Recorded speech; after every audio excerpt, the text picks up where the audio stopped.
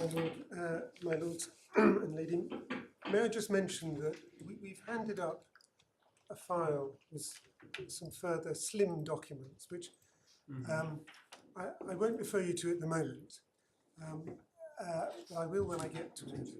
My learned friend has only just seen them, doesn't agree them. Quite know why. I seem to have switched screens from one side. I think I've got both. Your Lordship doesn't have a lot of screens. Don't really need two screens. Can somebody get rid of that?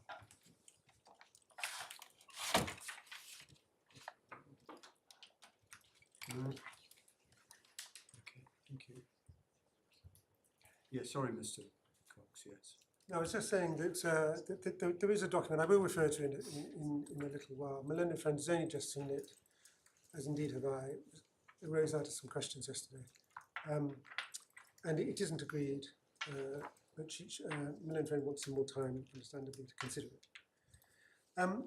Just before the short adjournment, Lord Justice Mayles was asking me about the state of the evidence. Yes. The expert evidence. May I summarise it this way? And it may be that kind of deals with it, or maybe we need to go further into it. But so far as the experts are concerned, the expert evidence of the bank was that the consol applied for the purposes of assessing speculation, and that the relevant comparison was between the underlying debt and the swap.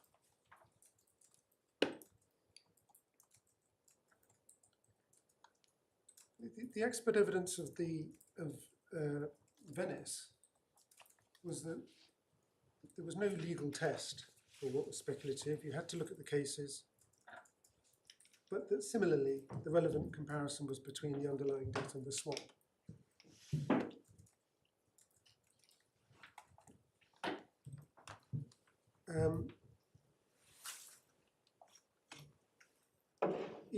In the bundles, we do have some references to this, and I can just give you those for the transcript.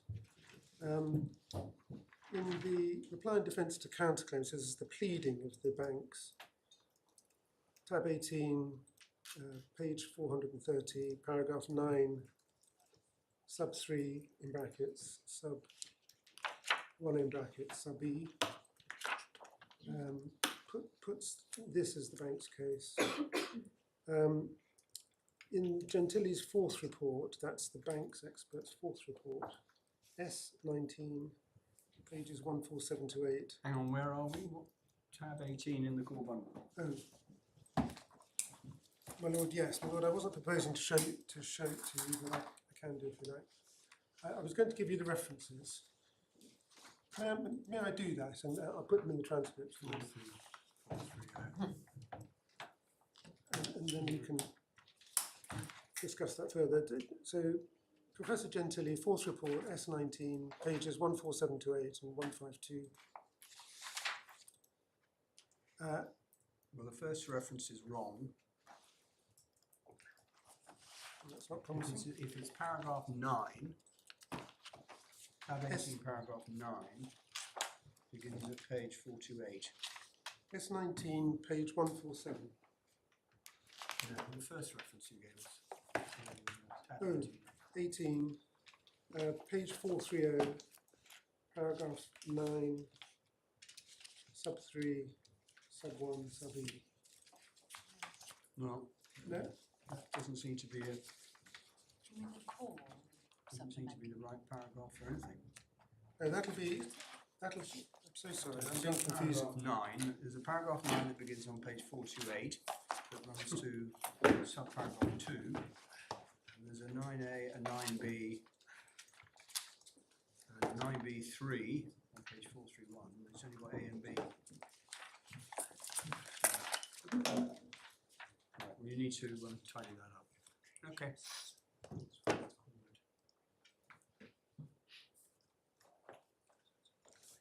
As your lordship jumped ahead of me, it's the core bundle. Yeah, I'm in the core bundle. Yeah. Right, so let's not take up time now. Professor Gentili, you mentioned. Yes, S tab 19.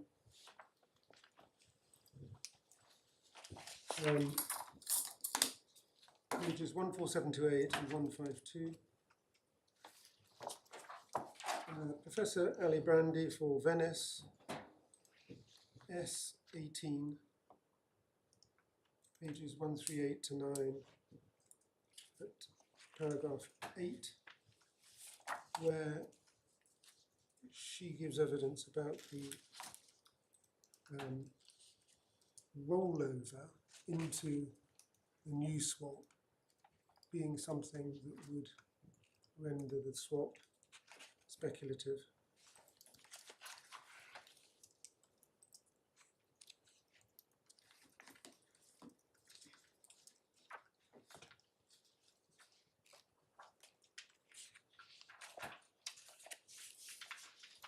So the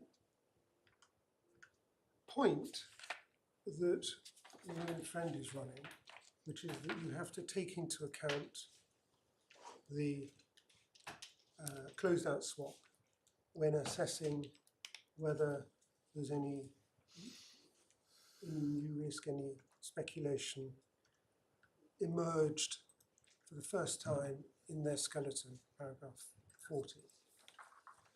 You mean a skeleton for this appeal? For this appeal. My lord, I'm sorry to rise, that just isn't right. I'll deal with it in reply, but I'm bit of an astonished by markdown. that, because apart from anything else, your own expert is making the point. exactly. She says, I've just read that passage, which is exactly the point that the judge picks up in paragraphs 429 and 430 of his judgment, which is that as I mean, putting it in broad terms, the fact that the swap is replacing an earlier swap, which is and the cost of doing so is effectively the floor, makes this swap a speculative instrument. That's what your expert said. That's what the judge found. My understanding is that the other side were disputing that from the get-go of the case. My lord may be referring to the evidence of Professor Ali Brandy, who's I am. yes, that's the Venice's expert. I know it is, but I'm just saying the issue was before the court below. And my lord, we'll find you the references, but my understanding is that it's actually put in issue, and we're briefly turning up things like the closing submissions, which we can show you. Yes. Well, it sounds like that there may be a dispute about that. I was hoping that there wouldn't be, but obviously wrongly. Right. In which case, we'll have to come back to that.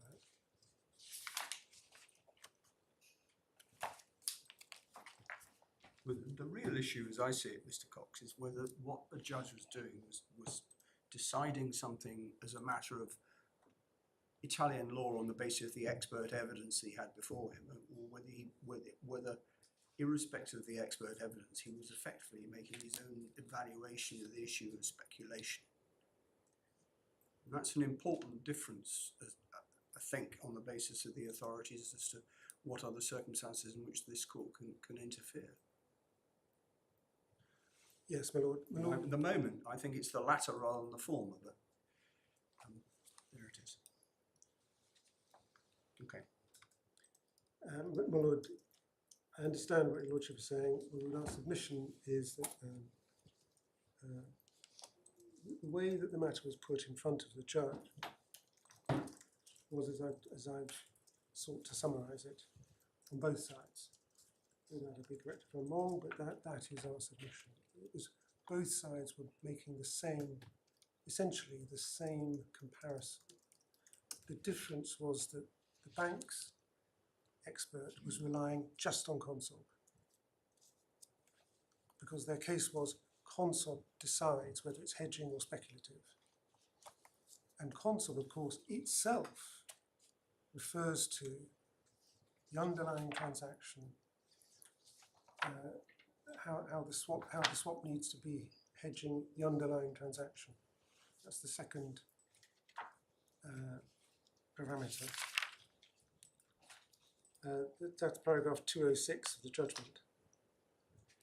But Professor Alibrandi was not saying that consult was irrelevant, but that it didn't provide a definitive test, but got to the same position as to the right comparison. But as I say, I'll no doubt be, we may not hear more about that if that's not right. Sounds like we will. So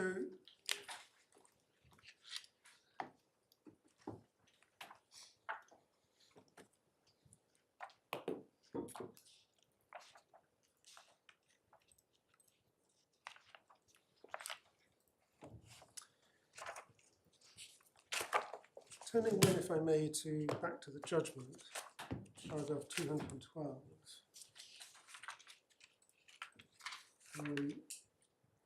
And this is where the judge dealt with the evidence in relation to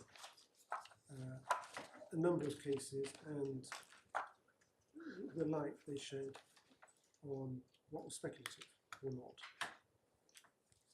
And this was the subject of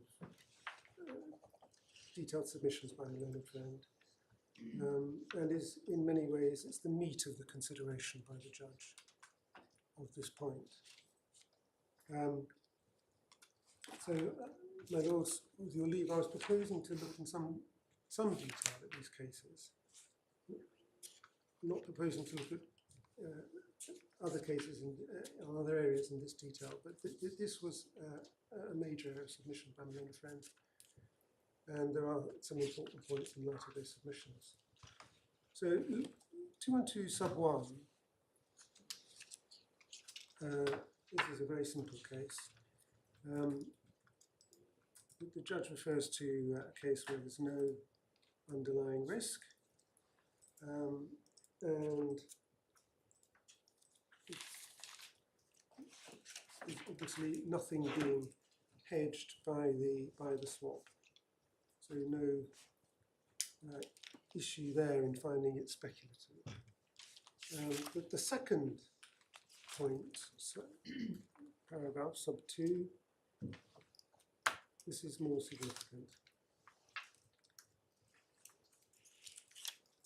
So your lordships, ladyship, I want to read that again. Sub 2.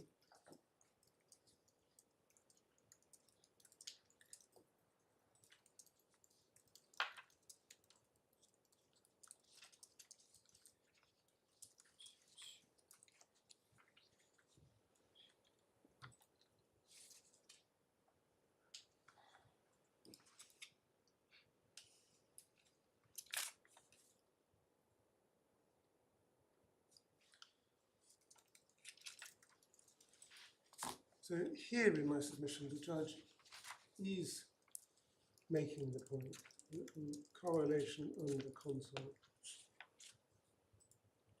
needs to be between the underlying instrument and the financial characteristics of the underlying instrument and those of the swap. That's the first point.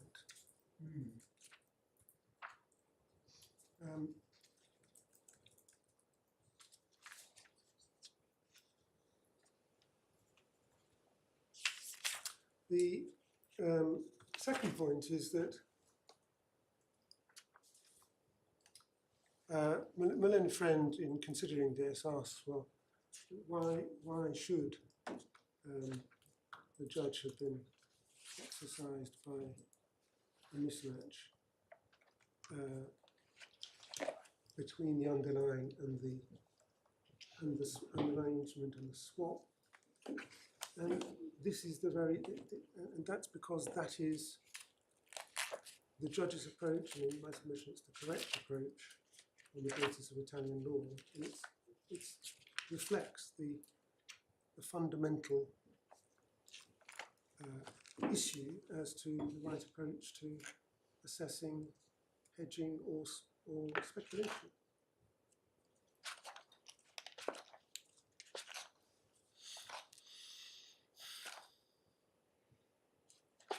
And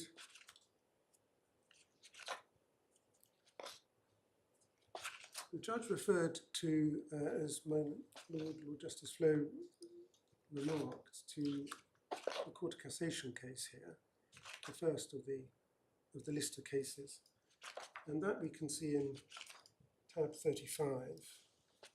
I wonder if I can ask you please to turn that up. So that's volume 4 of the authorities. The tab 35 of The authorities. Supplemental. Sorry, we the I'm so supplemental sorry. one. I'm getting all this wrong. Yes, I'm so sorry. Tab 35 of the supplemental. Supplemental.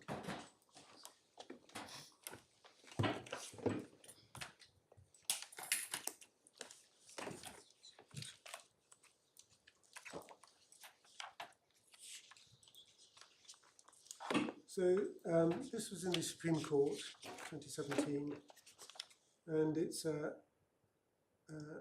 dispute between a private company and a bank, and the swap had been renegotiated a number of times, and the company argued that it was speculative and didn't have a valid purpose. And if you look at page 400,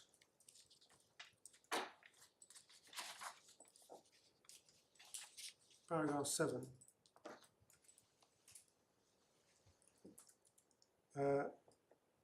The Supreme Court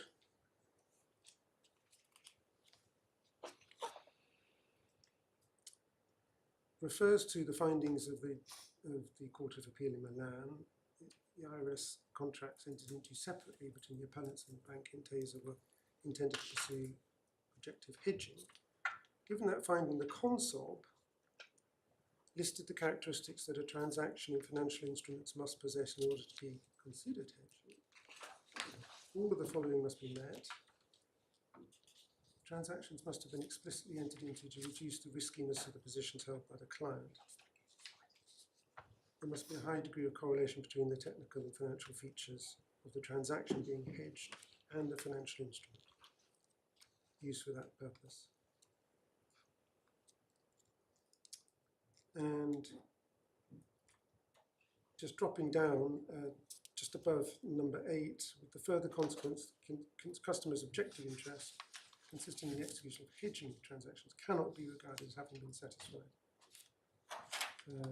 when the transaction fails to comply with the above conditions. And then over the page. Well, the point that is taken against you on this is that this seems to be the Supreme Court saying that if you're asking whether something is hedging or speculative, you look at consult, and that tells you the answer. And you don't need to look at other things. That's and that does seem to be what this is saying, at any rate in the context of whatever this dispute was. Yes, it's as the judge has said, there are cases that do refer to consob and there are cases that don't.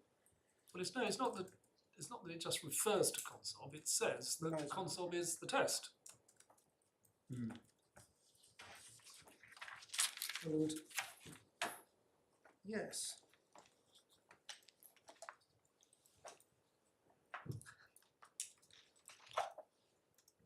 well, it does. I've referred you to the evidence that the judge dealt with in relation to whether it was a definitive test or not. My Lord, on this, I'm on the point that what this does is make it clear that what you are doing is you're comparing the underlying financial instrument being hedged and the swap.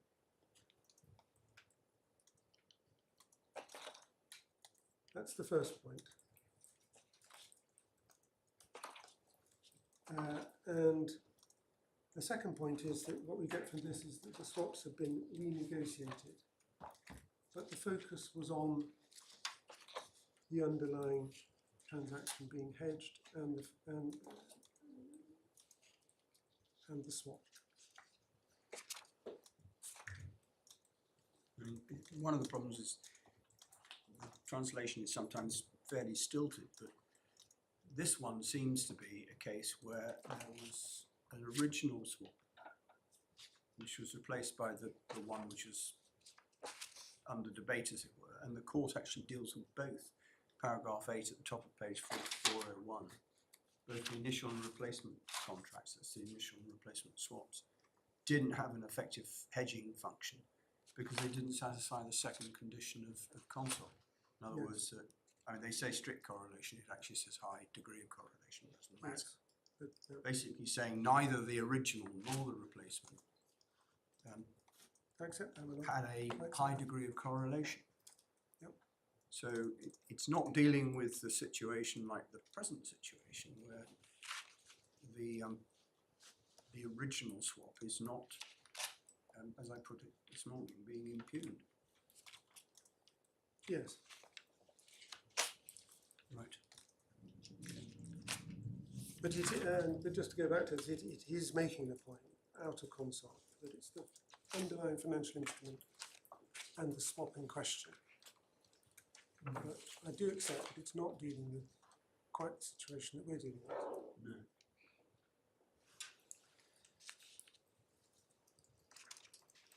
My lords,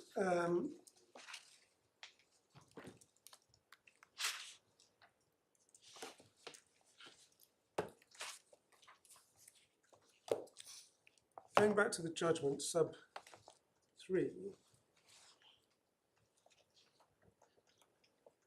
So this was where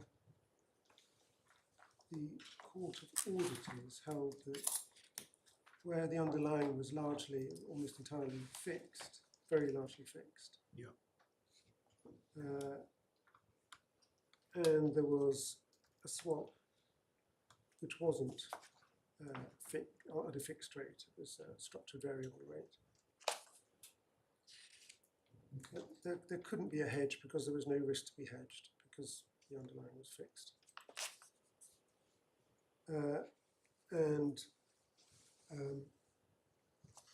This is a variation really on the situation in sub 1. Sub 1 is where there's just no underlying risk at all. Here, there is an underlying transaction, but at a fixed rate.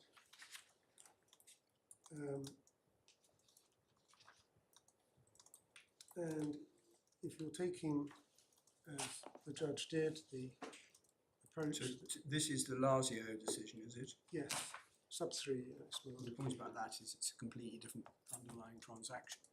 That's the point they're making. It's an Yes. underlying transaction which was at a fixed rate. Yeah. So you couldn't say that what they were engaged in was hedging, as opposed to speculation. Exactly. Doesn't really help, does it? Yes. Okay. My lord, sub 4, the Court of Milan decision.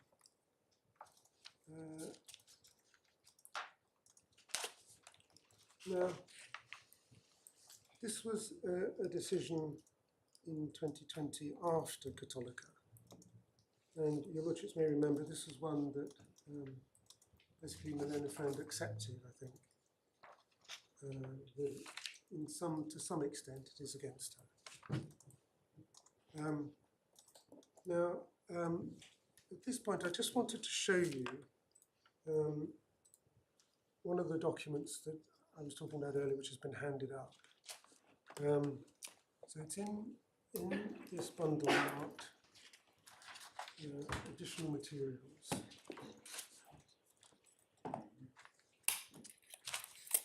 And there are 2 documents here.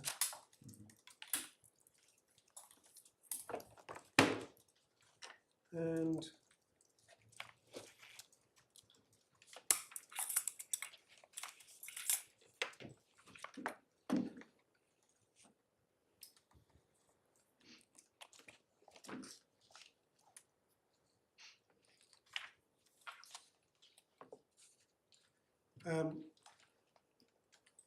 the first one is an appendix to our closing submissions, my lord. This is,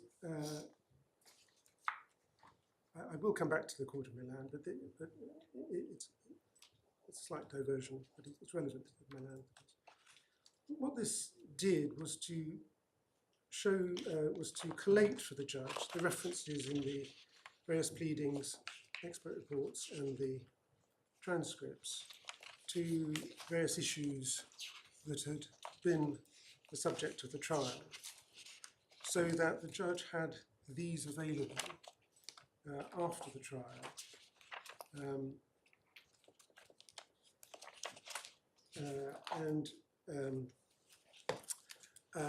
was able to use those in order to navigate his way around the voluminous expert evidence. But the second table is a table that arose out of questions yesterday from the bench about the extent to which the experts had engaged in their evidence with the cases that were being relied upon by the judge. And so those behind me overnight have produced this. It has been produced, obviously, with some haste. My learned friend, as I say, she hasn't had a chance properly to digest it, so it may change.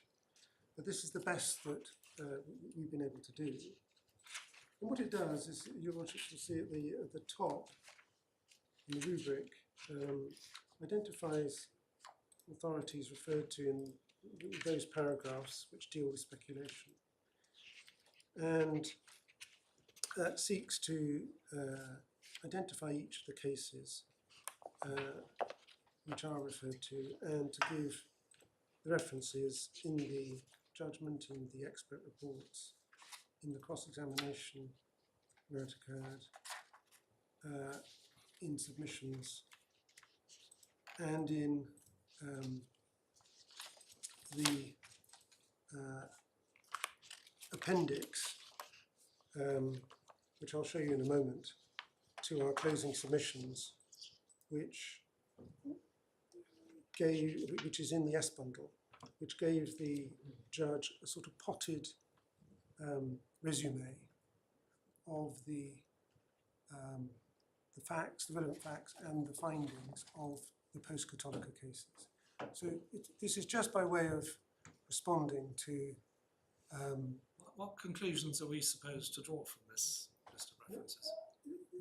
That the judge had available to him not just the cases, but he had available to him a good deal of analysis to help him in his task, which was a formidable task.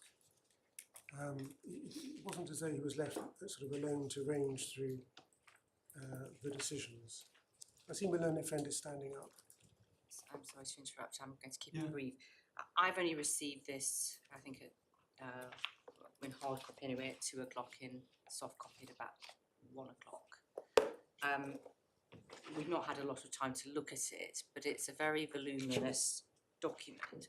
And from a cherry-picked look, what we can see is it's not straightforward, because some of the references here relate to the case put on up front, nothing to do with speculation in ground one, and it's all rather jumbled up, and it's not necessarily even put in the references straight on the net. So I'm just putting a word of caution that I think if my learned friend's going to rely on this, he better highlight this a bit more carefully, because this could take the court hours, and certainly me hours, to work through, and I'm not sure it goes to where he's wanting it to go, or certainly not all of it does.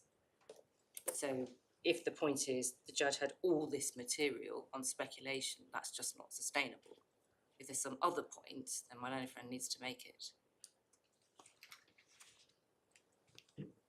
The point is that these, in this table in the second tab, in this bundle, these are the cases which are referred to in the paragraphs dealing with speculation. What the table does is to identify where those cases have been referred to. That is all. It doesn't purport to do more than that. And so it may not be of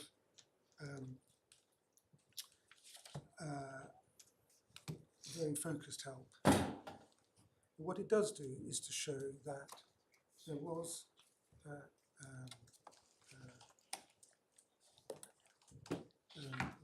second table shows that there was cross-examination, there were expert reports on these cases, there were closing submissions, and they were referred to in the last table I'll show you. Can I just show you that briefly? It's in the S bundle at tab 6. This was already in.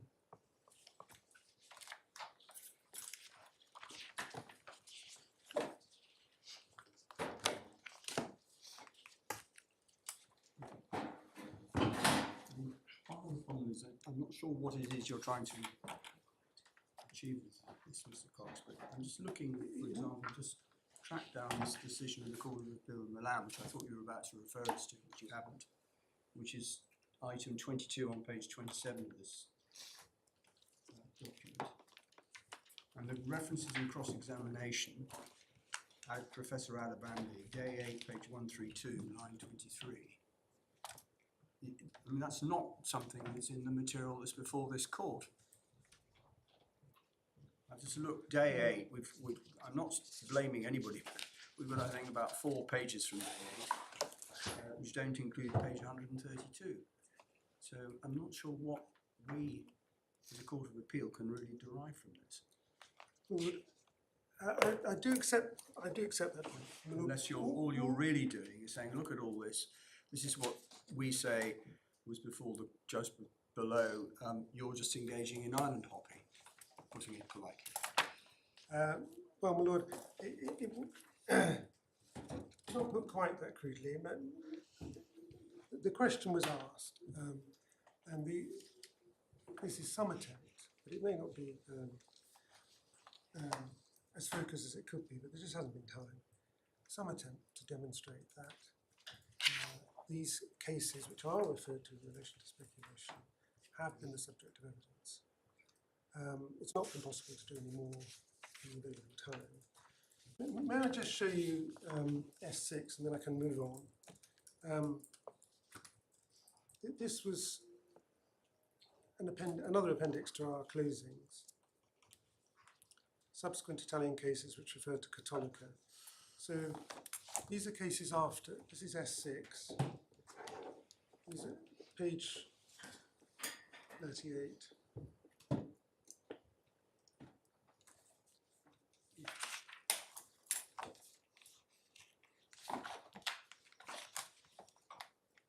Yeah. So these are the cases that came after Cattolica and were included in the materials for the judge. And the idea behind this table in the closing was to provide some sort of reference so as to at least identify our points on each of these cases and some ready reference to understand them briefly and to give a cross-reference to the relevant pages.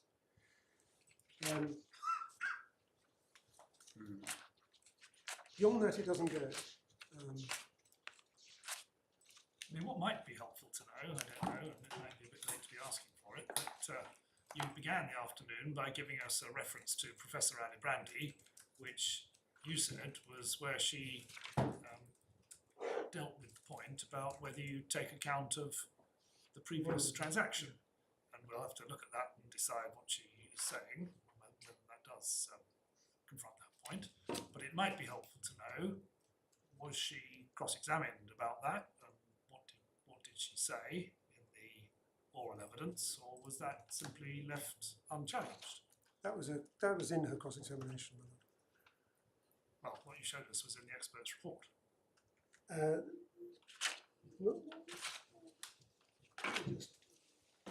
It's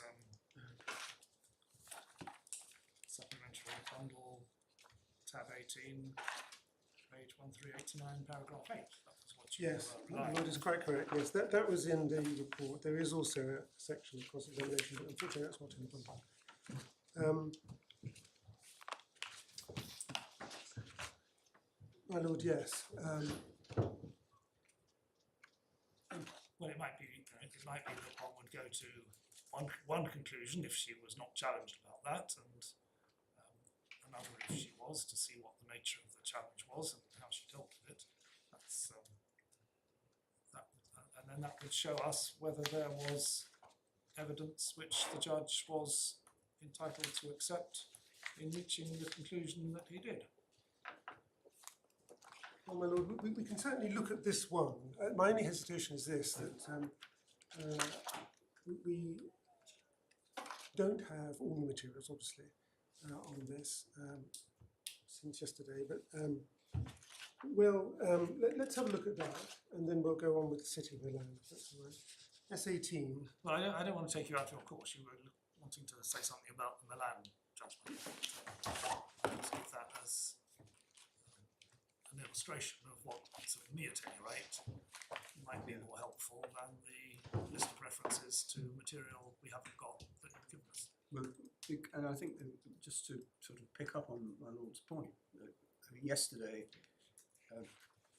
Mr. Lenny really focused us on those paragraphs or that section of the judgment which is headed, I think, were the transactions speculative, starting at paragraph 224, and specifically the bits at 229 and 230, which we've already referred you to, where the judge seems to have reached the conclusion, or did reach the conclusion, that this particular swap was speculative, and one of the reasons why it was speculative is precisely because it was rolling over or buying out the previous swap, and that's why the floor was set at the level it was. And what one doesn't get from 229 and 230, there's a lot of reference to Italian cases and English cases, but no cross-references to expert evidence. So what one doesn't get is whether this is the judge's own analysis, as it were, or whether this is based upon the expert evidence that he'd heard, and he's preferring Professor Alibrandi to Professor Gentili, because that obviously affects the approach in this court. Well, yes, it's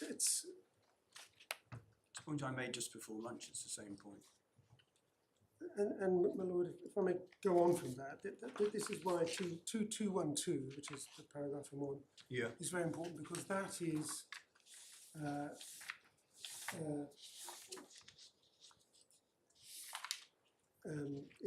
it's the basis of, largely the basis of 229, which is the overall assessment of speculation, and it is based on the cases which are here referred to, and which also referred to in the evidence of Professor Alibrandi.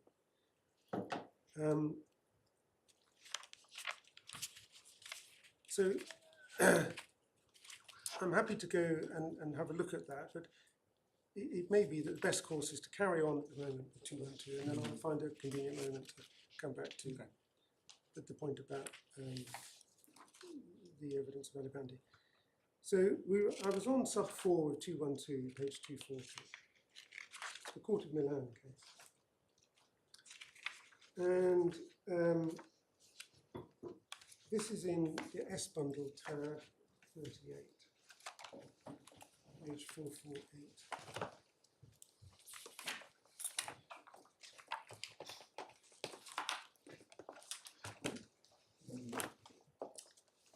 And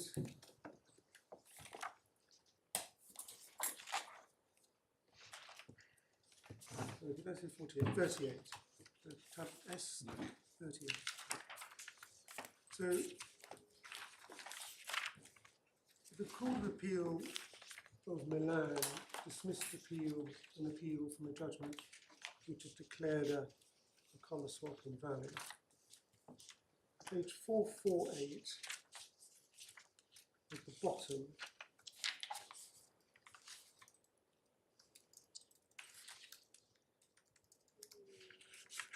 Going over to the top, it's very short, and it appears irrefutable that the undisputed and moreover ascertained by the court expert imbalance between the value of the cap option, which was found to be much lower than that of the floor places the derivative in question in breach of the aforementioned provision, which is the Ministerial Decree 389/2003 about purchasing a collar. However, in the court's opinion, the appellant's argument's unfounded, not only because it's in conflict with the literal evidence and the provision of the law regarding the sole possibility of purchasing, but also it's in clear conflict with the general rationale behind Article 41, which allowed local authorities to use derivatives within the limits of that decree, but only for the purpose of limiting their indebtedness, and therefore only for hedging and not for speculative purposes. And then it quotes from Cattolica. And then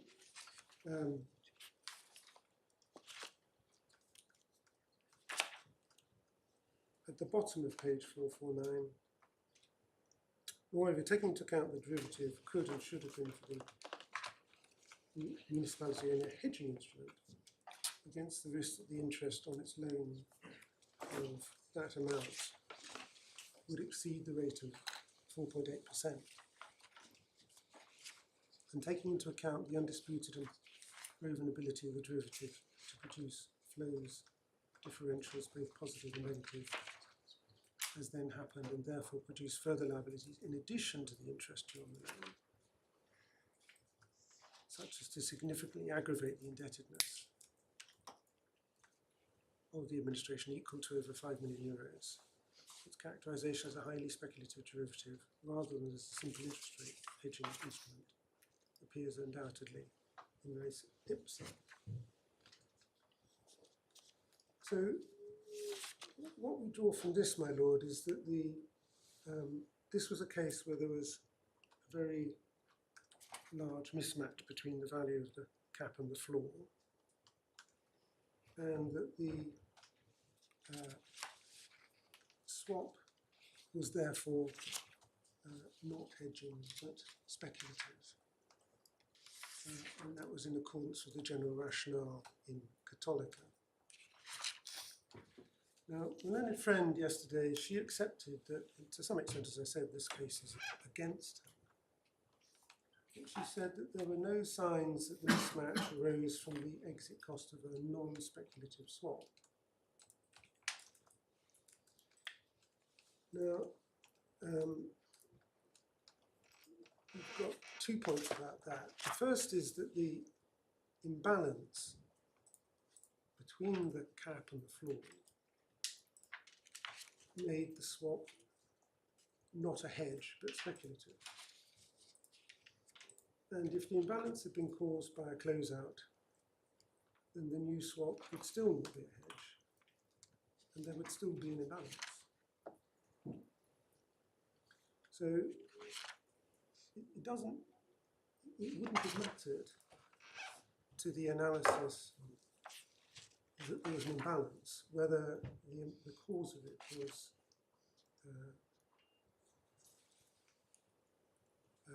a closeout or something else. The second point is that Milena Friend said that, as she did about several of the cases, well, this isn't one of the highest court decisions. And I've made this point this morning. Firstly, that doesn't mean to say that it shouldn't be taken into account.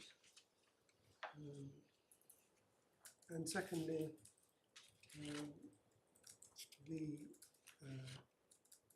this submission was combined with a submission that Cattolica and the Court of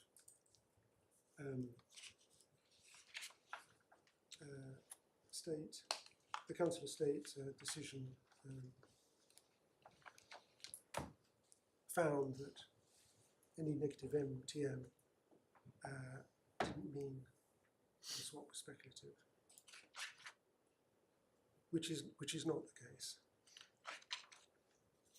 So this is, in our submission, a very relevant authority, and not one which is undermined in relation to the area that the judge was dealing with here. Sub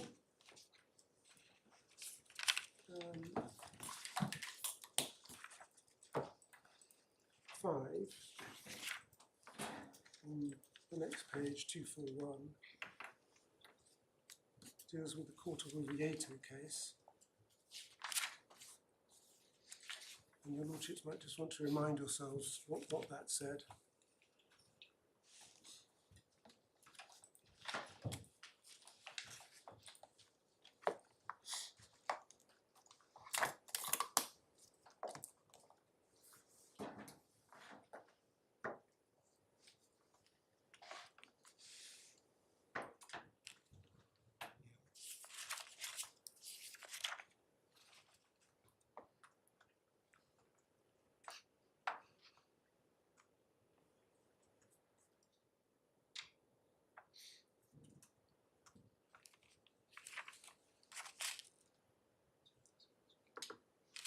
So this was a case where there was a swap which had absorbed the negative MTM from a prior swap, and your lordships have seen what the quotation is there. The decision itself is in S tab 30.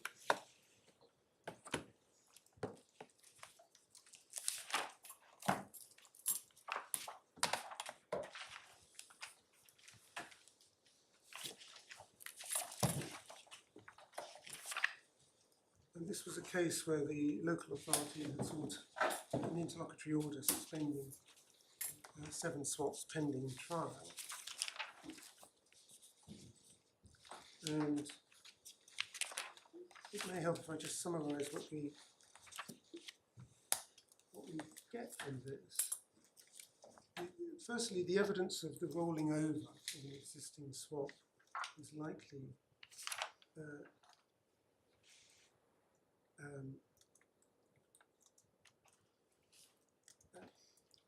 if there is evidence of the rolling over of the existing swap, it's likely to be a sign that the swap is speculative and not hedging. And secondly, there were significant imbalances caused by the negative MTMs in this case. So page 251, you've got just above the indents, you've got the paragraph moving to the review of the initial structure of the 7 derivatives entered into by the municipality and any upfront payment. It's apparent that all the contracts feature a starting differential, and rather than being equal to 0, is negative on the side of the municipality. The amount of the upfront fee is not adequate to rebalance the positions. So I'm not going to go through all of these, my lords, but the first one is an example of that. The derivative swap features an initial negative mark-to-market on the side of the municipality amounting to 340,000 odd euros against a collected bonus. I think that's an upfront payment of 190,000 euros. So the point being made in the paragraph above was that these feature cases where there is an upfront, but it's not enough to cover the negative value, mark-to-market value of the swap. And you can see that again in, for instance, the swap at number 6.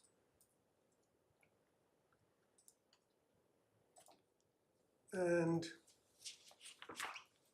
at 252 on the next page,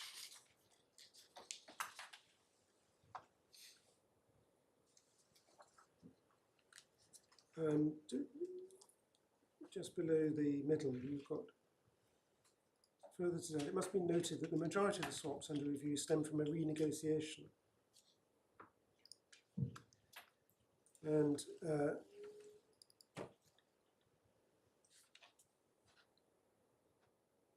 such activity alone represents a deviation from the ordinary course of this operations with derivative contracts that a public authority is allowed to carry out while complying to the requirements of debt coverage. Indeed, the reason that drives said authority to renegotiate contract is to stop excessive and out of control losses arising out of the accrual of negative differentials. As a consequence, the derivative contract, as renegotiated, appears to be less and less connected to its original reason, the hedging of a material risk, but getting dangerously close to purposes that can be properly defined as speculative. Unless I've misunderstood, this is talking about a renegotiation of swaps, not necessarily in the context of a debt restructuring. Yeah, if you go back to page 246, it appears that what had happened is the local authority renegotiated all its swaps, but the bank which was granting these latest swaps wasn't involved in any of that. That's precisely the point that's made. The complaining bank claims not to have been involved in the negotiations of the settlement. So this was the local authority, as it were, on frolic of its own, not the local authority trying to alleviate its own problems by a debt restructuring, which then led to the need for a new swap, which is our case. So I'm not sure this one really. Well, it's Now, the explanation for the negative mark to market on the 7 transactions was not that this bank had effectively closed out earlier swaps on behalf of the client. no. What this is talking about negative mark-to-markets and how those imbalances can, not in the precise circumstances of this case, but they can, and the judgment's quite measured about it, indicate that the swap is speculative. It won't necessarily always, one has to look at each one. Okay.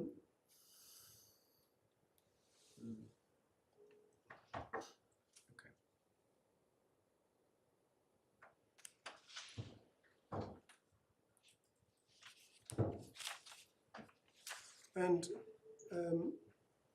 my learned friend sort of rhetorically asked in relation to this one, well, why does the mere fact that the negative MTM is rolled over something that indicates that it's speculative? And 2 points. Well, one is that that is the position taken in the authority, and the second is that if you are clear that the relevant comparison is between the underlying and the swap, then it's clear to see that the exposure on the swap, which is not hedging, is something which is open to the vagaries of the market and speculative. So, provided you, as in my submission, look at these transactions in the right way and ask the right question about whether they're speculative or not, it is easy to see.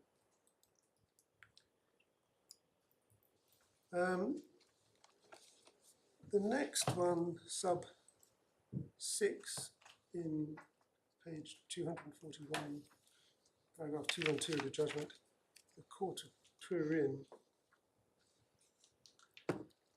And this is in bundle S, still tab 41.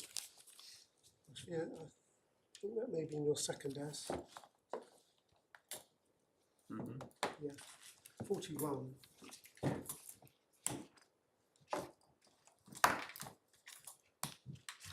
Page 504, there's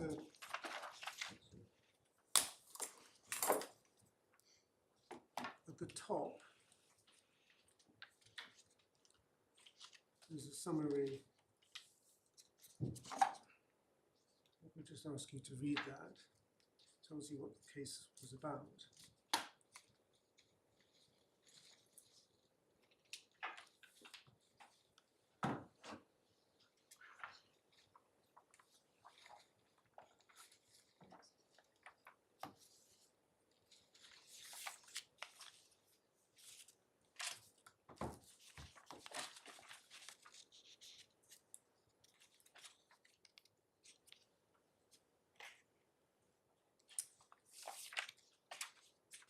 And this is another case of rolling a negative MTM into a new swap, which can indicate no high correlation and therefore speculation. Page 503, the previous page, you can see the point just under the bullet points that there needs to be a high correlation, but only a high correlation when you're hedging a single debt. And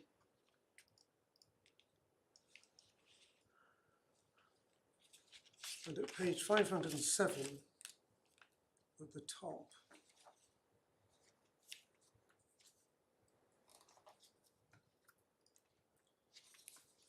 as recalled in judgment 8770, that's the Cattolica case.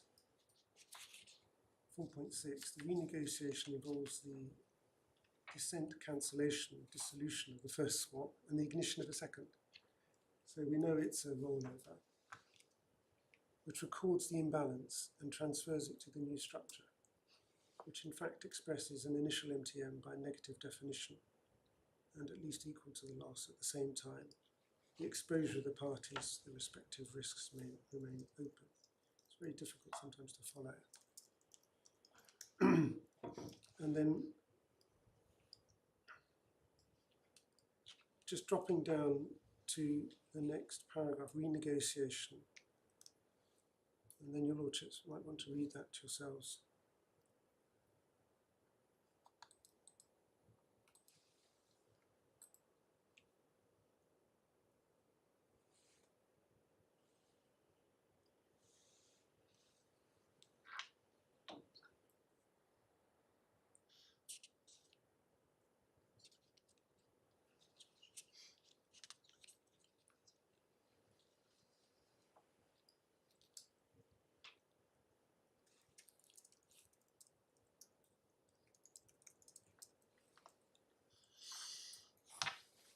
So in our submission, what we get from this, particularly this last paragraph, this being a rollover case,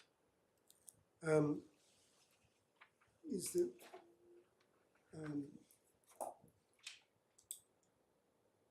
where the renegotiation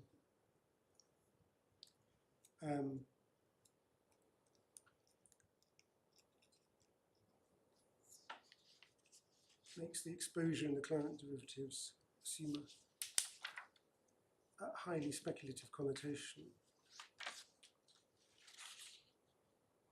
It does so to the extent that the contract is renegotiated to reabsorb the accrued loss and contains features, notional, duration, and parameters without high correlation to existing exposure.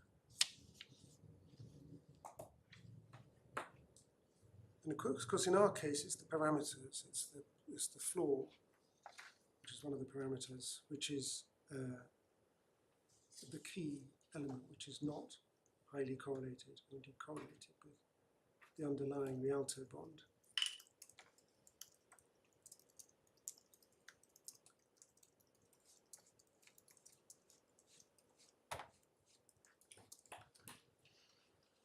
Now, whether such a rollover does in fact lead to speculation will depend on the details of a particular swap. This is making the point that in some circumstances it's quite easy to see that there would be a highly speculative swap.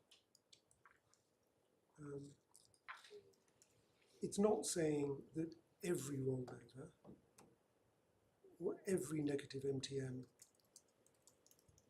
swap is ipso facto speculative, and that's not part of our case. But it is supporting the point that, depending on the terms and the effect, the fact that you renegotiate can be a flag, an indicator. Now, it is true, as Melina Friend points out, that this is an interlocutory case. It's delightfully called the Fumus Boni Juris. I think is has to be a sort of a good enough case for a preliminary order. Sorry, to be clear, the Turing case is interlocutory.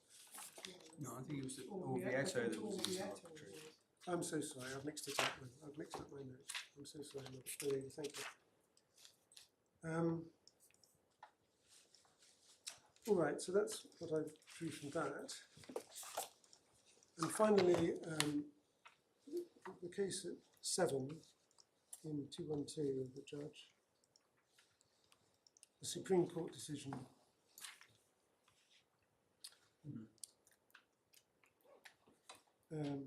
Fixed interest rate.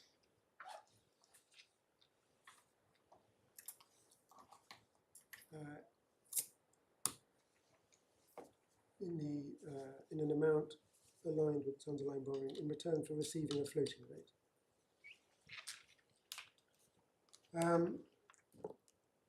So this is in the S bundle at tab 43.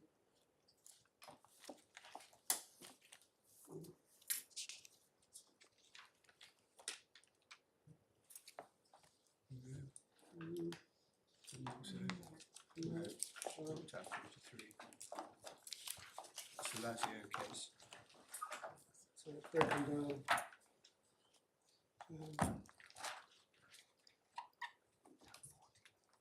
Tab 40, I'm so sorry, tab 40, yeah, thank you. Page 484.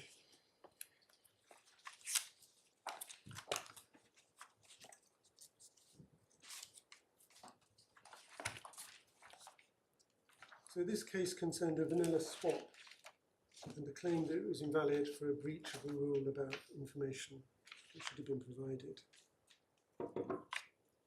And if I can invite you to look, to read to yourself 2.4.2 at the top, down to just above the middle of the paragraph, forward rate curve.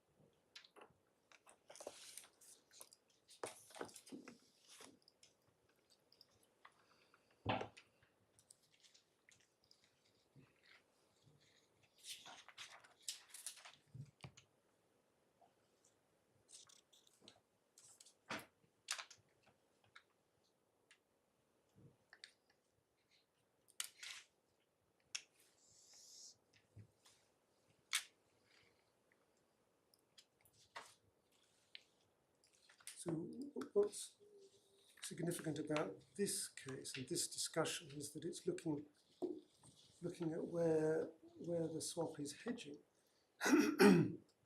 and the indicia of hedging. And in particular,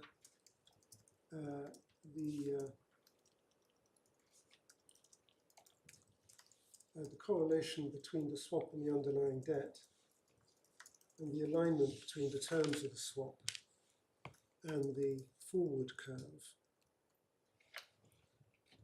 for interest.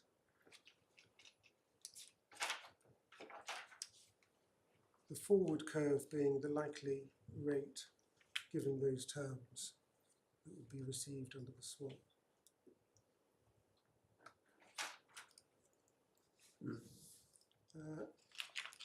And the second point we draw from this is that the discussion is very much focusing on the right comparison between the underlying transaction and the swap.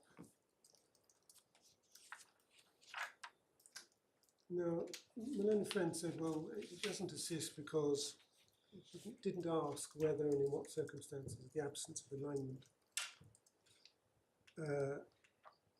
would mean that the swap was speculative. Now, as to that, we say firstly that the court was focused on what could be hedging, and therefore where there was alignment. It didn't have a case where it's having to consider that point. But secondly, we say, well, it is obvious that the absence of alignment of the parameters of the original debt and the forward curve of the swap may mean that the swap isn't a hedging swap. And that's the point that the judge makes at the end of paragraph 7 in 212. And in my submission, it's a perfectly obvious and reasonable point. He says at the end of 7, I would note that if the terms of the derivative have been structured not simply to reflect current expectations of the potential for future interest rate movements, but off-market in an effort to cover the cost involved in covering a negative MTM, which is to be closed out, the alignment will necessarily be absent. And that in our submission is difficult to deny. And my Lord, that's you would like to know all I wanted to say on paragraph 212. My Lord, the judge then dealt with the 215. He turned to deal with the English authorities. He said they weren't very useful. Indeed, he said he shared, at 215, he shared Cockerell's view as to the limits on the utility of referring to these decisions. And Cockerell's view was that it was impermissible to impose English law concepts of hedging, as it would be to impose an English law understanding of capacity and so on. But the judge says, it goes on to say, it is of interest to note that many of the factors highlighted. And so that's the extent of the use, the weight the judge is putting on it. He's interested to see how it's dealt with for the light that it can shed on the questions in my submission. And then paragraph 225, the judge began to apply the law to the facts.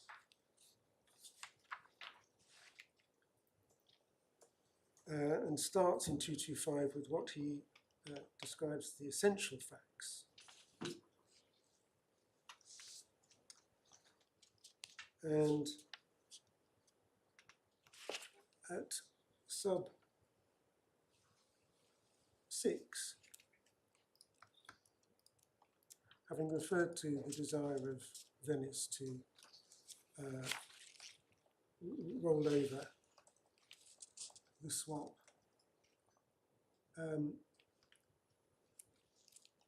says that that's not the whole story. Venice wanted to provide for its exposure in respect to the negative MTM under the Bear Stearns swap, and to do so through the floor and the cap in the transactions.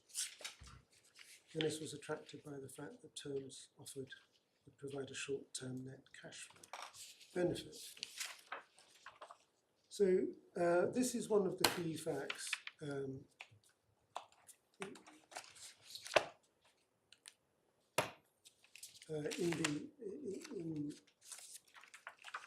In the assessment, and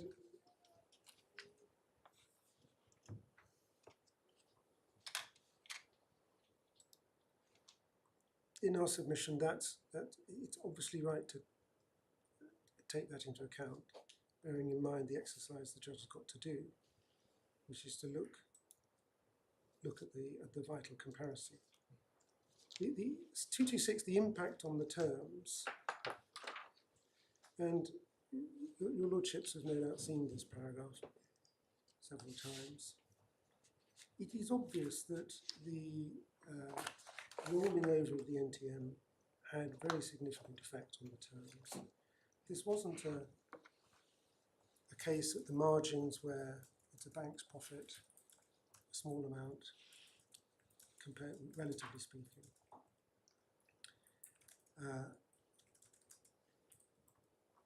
then 227,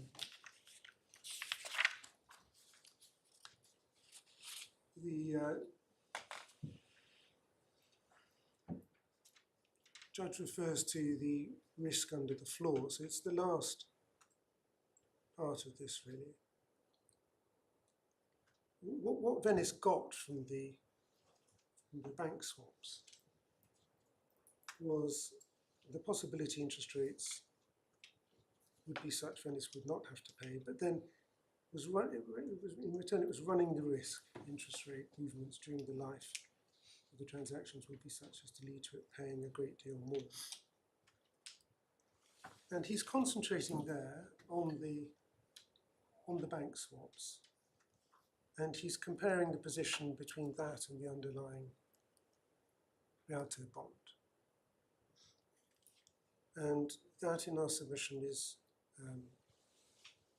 the correct approach for the reasons I've been seeking to give. It's in line with catalogue and so on. And indeed was, I've submitted, in line with the way that the case was being put on both sides in front of him.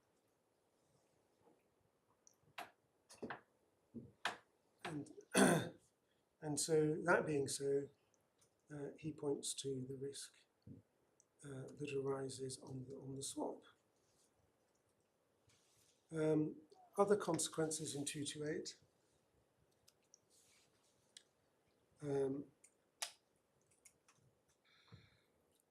The third one, the assumption by Venice of a new and significant risk, viz. Of having to pay interest to the banks at the floor while receiving interest payments at a much lower rate, which did not arise under the Rialto bond. Again, you see very clearly that's reflecting the comparison between the underlying transaction and the swap.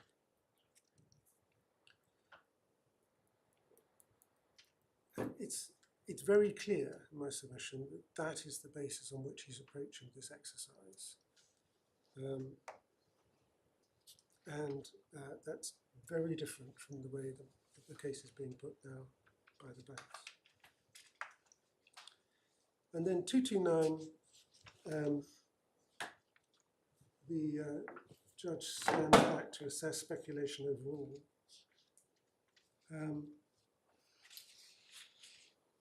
And sub 1, the judge points out that the transactions were carried out for two purposes. One, to reduce the risks connected with the Rialto bond, and two, to cover the winding up costs of the Bear Stearns swap. So this is a case where both of them were, both of those were the object of the transactions and the result of them. In sub 2, the financially highly significant terms are the cap and the floor. They were not matched in the bond.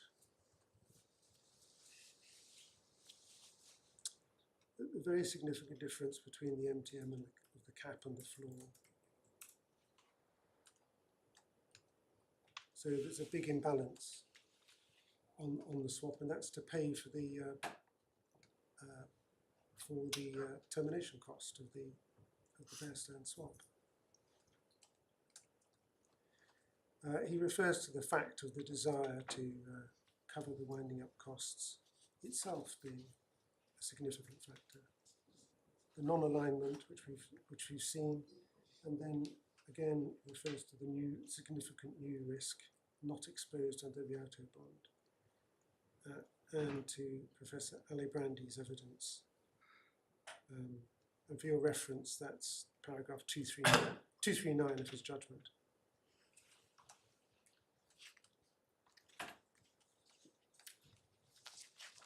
So just pausing there, if you accept, as I've submitted, the judge was correct to accept the right approach to considering whether the swaps in this case were speculative or not depended on the comparison with the underlying, then you can see in my submission very clearly that the approach of the judge is in line with that, and he has identified the objective features of the transactions, the swap and the bond, and compared them, and he's picked up the points that are highlighted in the cases that he's referred to and reflected on them in the context of these swaps. And, my lords, in my submission, it's very difficult to see how you could criticise that treatment of the question. It brings us back to the fundamental point, which I began with, which is whether that's the right approach. But if it is the right approach, then in my submission, the judge is not to be criticised for having gone through it in this way. 230 is a paragraph much relied upon by my learned friend, 230. And this is where the judge goes on to refer to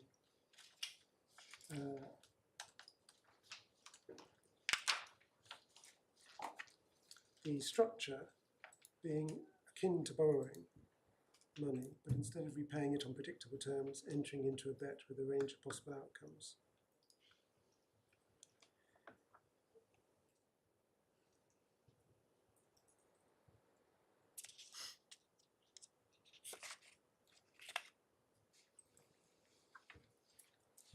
Now, in relation to this, we would say firstly that the effect of rolling over the negative MTM in this case was that Venice did not have to pay Bear Stearns for the closeout of the Bear Stearns swap. But secondly, it did have to pay for it through the terms of the bank swaps.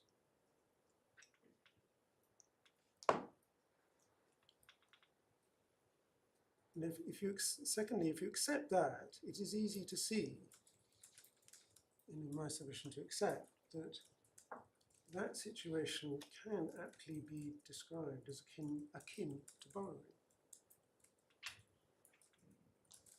What it's akin to is borrowing the closeout cost and agreeing to pay it back through the swap.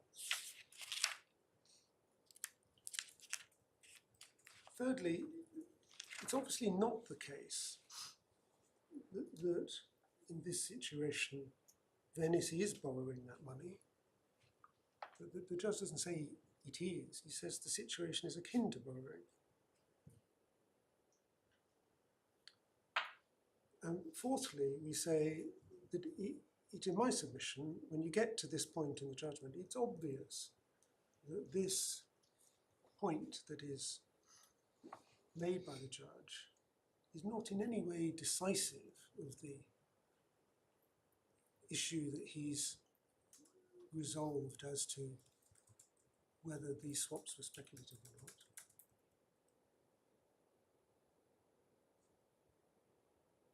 What he's done is to identify another way of characterising the transaction.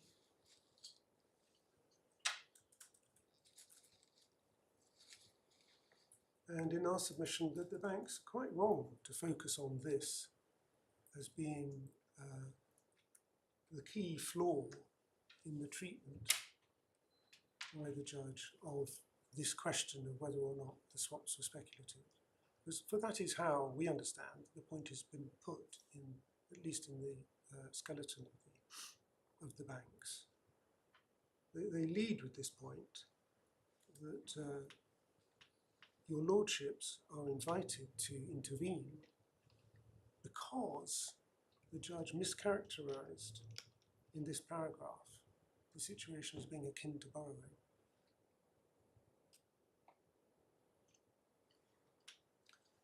In my submission, it's patently not the case that this can in any way be described as driving the conclusion of the judge.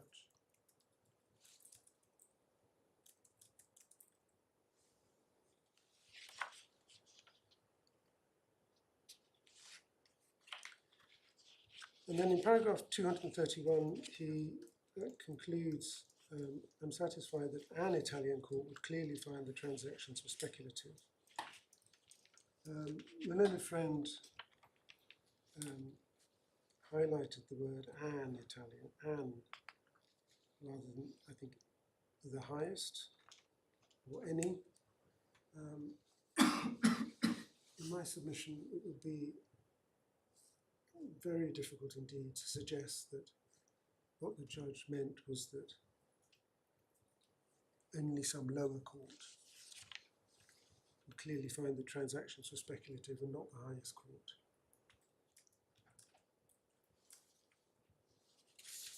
The judge finds that in 232 that the swaps were predominantly speculative, reflecting his finding that they were partly for hedging purposes, but mostly to cover the cost of the closing.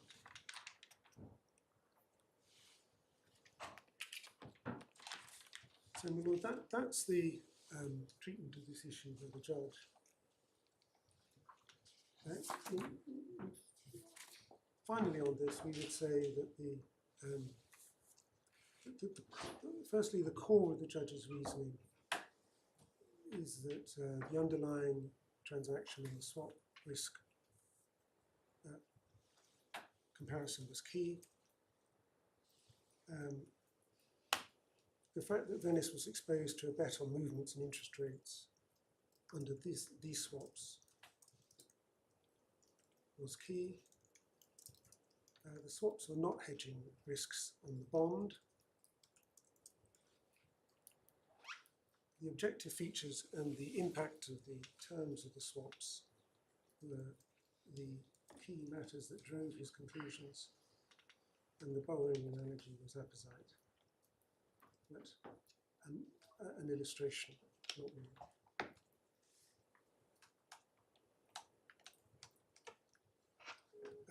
Secondly, we would say that in relation to consob, the judge considered the evidence and on the basis of it concluded it was relevant but not determinative.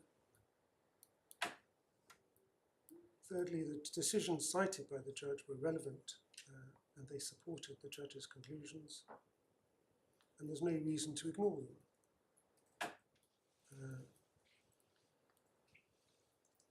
And they don't have to be from the highest court. And for your note at 126 in the judgment, I won't ask you to turn it up. The judge refers to the imperfect nature of evidence about foreign law and often receives. And finally, we would say that on this issue, having heard from my learned friend and me rather exhaustively on this issue, it is in my submission for your lordships to decide what the correct approach is to the standard of review of the identification of Italian law in relation to speculation and then the application of it to the facts. And in my submission, the result of that is that it should be that this is a paradigm case to apply the phage approach to the test for, or the approach to the question of speculation and the application to the facts, in particular because everything, all the evidence was in, all the written evidence was in the Italian language in the cases. The experts have been required to explain the cases and the laws. The concepts were unfamiliar. And so this is a paradigm case at the buyer's end of the spectrum. So, my lord, that's what I want to say about ground one. Mm-hmm. I'll move on to ground two now. This is indebtedness. And we'll just by way of introduction to this ground, this is a separate ground from speculation. I think the Defendant does accept that. We refer to this in our skeleton at paragraph 58(2)(b). What happened was that we'd all along argued that at trial that all the swaps were loans within Article 119, sorry. And the judge had rejected that all swaps were loans and held that only swaps with upfront loans or payments could be within Article 1196. And so the issue on this area is narrow and is whether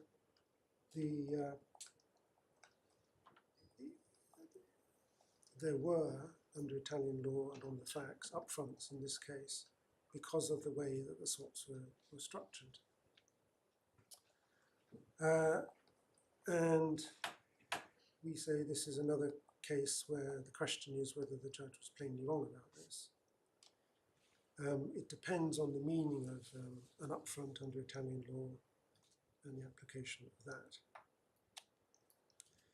Now, in relation to what is an upfront and whether these swaps are structured, including upfronts, basically the bank's attack boils down to saying that firstly, upfronts were defined in Cattolica. That's their skeleton at 55.1. And secondly, they refer to expert evidence about what is an upfront. Now, the judge's approach, paragraph 261, in bundle C, tab 9,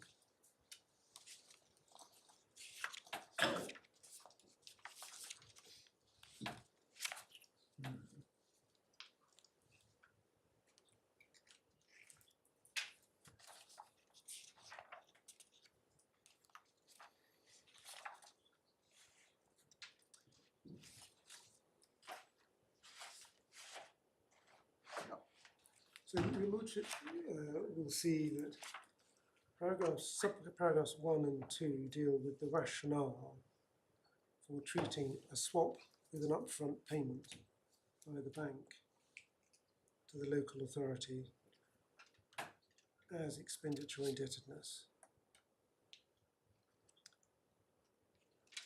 It involves taking a benefit at one point in time. And then sub 2 moves on to deal with the scenario in our case. It is useful for your Lordships, I submit, to consider in a little more detail why an express upfront payment from the swap provider to the swap buyer, which is what the banks say is the only upfront, why that's treated as an upfront, and then look at our case. So if we could just look at Cattolica again on this, S tab 37, second volume S, tab 37, page 436.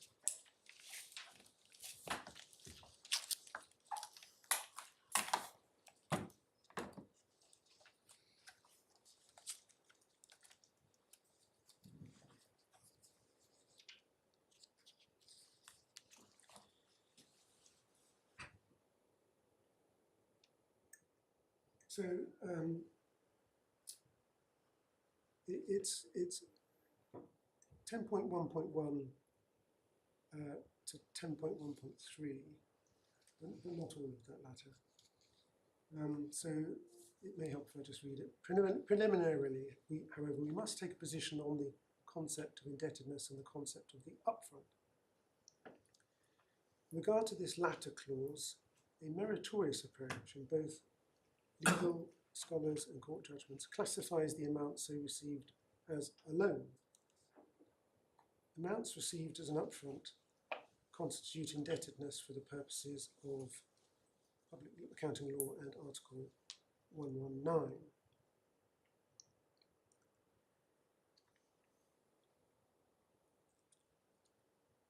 So,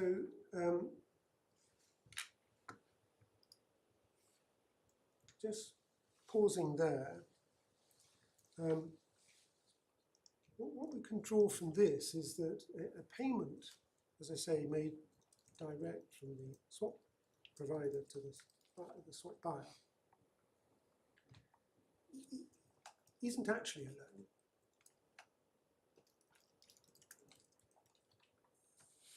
If it's provided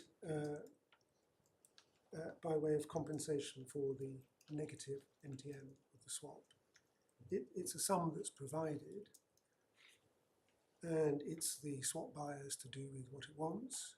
It's its compensation for entering into, as it were, the disadvantageous terms of the swap, but it's not a loan, not formally. There's no requirement that it be repaid as such. But as Cattolica says, taking a meritorious approach, it's classified as a loan. And why is that? And in our submission, it's because it is expected to be repaid through the terms of the swap. And you can see that in paragraph 4.6 of the judgment, page 425.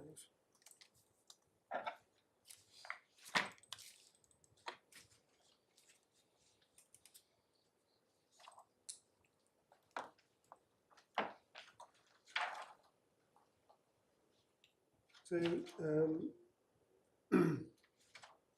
where the swap is non-par, the imbalance thus explicitly arising can be rebalanced with the payment on execution of an amount of money to the party accepting less favourable terms. This amount is called an upfront. And in non-par contracts that do not have an upfront clause, the initial negative value constitutes the cost of the transaction, which in practice is the intermediary's fee for the service provided.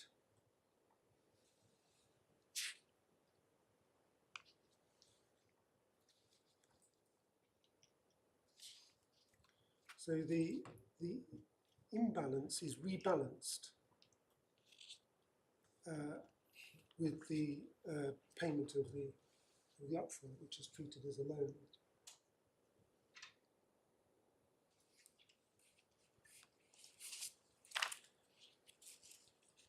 And if we just go back now to the judgment at 2612, sorry, 2611 still. So he's 2611, page 259. The judge, halfway down that paragraph, also makes the point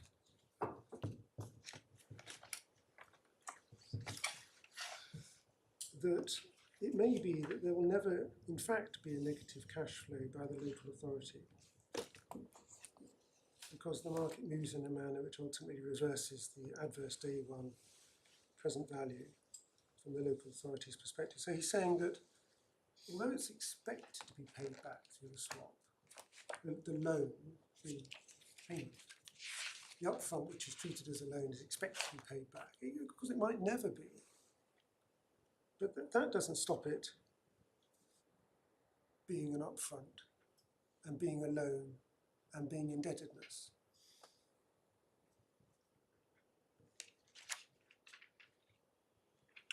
The risk that you might have to end up paying back is enough. So that's the background then to sub 2. That rationale, this is the judge's approach, is equally applicable in the present scenario. a jam today in return for accepting a greater risk of bare bread tomorrow.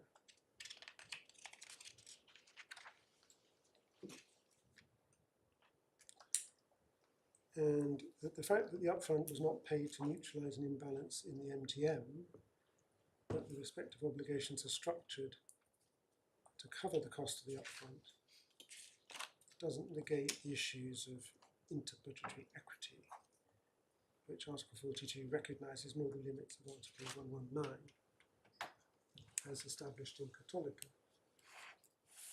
So, in my submission, there are several points arising from that paragraph. Firstly, the judge is making the point that the economic effect of paying the premium, the exit cost, direct by the swap providers, direct to Bear Stearns, the exiting swap provider, had the same economic effect as if it had been done differently and paid to Venice and then paid by Venice to Bear Stearns. Secondly, in both these cases, there isn't a loan, not truly called.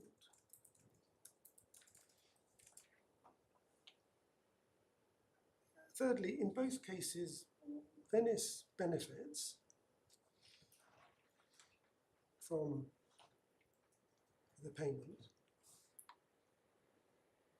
and Bear Stearns is discharged.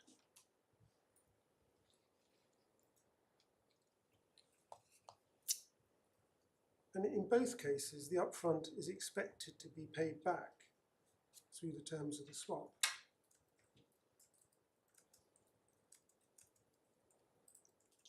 And in my submission, next, in both cases, the reason for requiring the council to approve the swap under Article 42, which is what one of the items referred to by the judge, is equally engaged. And finally on this, we would say that taking what Cattolica says is the meritorious approach to classifying the payment by the banks direct to Bear Stearns, and looking at the swap as a whole, which is what Cattolica also says in 10.1.4 is appropriate. There was a very good reason to treat the payment to Bear Stearns in the same way here as a payment to Venice. You can understand easily in my submission, paragraph 2.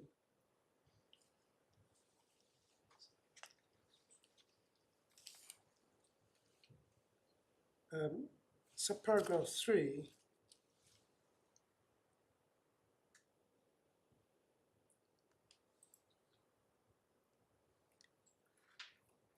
the judge refers to his conclusion that the different movement doesn't change the analysis, and he refers to Professor Gentili's evidence and cross-examination.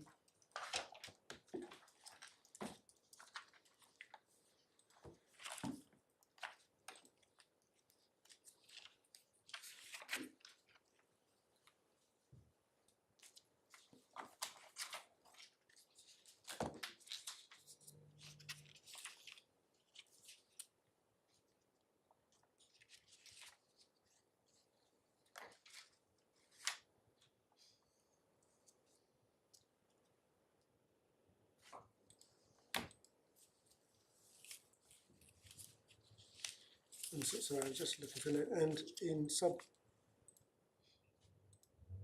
4, he refers to the evidence of this internal communication within the bank, which had referred to what had happened in this case as involving an upfront.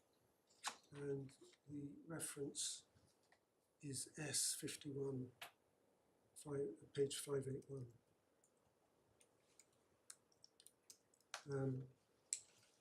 It may be worth, if I may, just asking you briefly to look at that. S51, so it's second S bundle.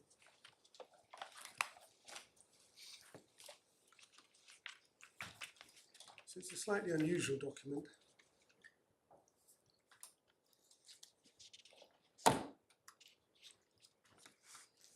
S51, page 581. Dear says it's headed existing derivative of Municipality of Venice. And we follow up the request for clarification regarding the transaction in question, for the completion of which the municipality has availed itself of the financial advisors of Brady, as well as legal assistance from Beltrame. And they send the following notes for evaluation, and then they describe it as a technical note. And then the bit is just above the middle, just above the article if on the one hand. So the preceding paragraph.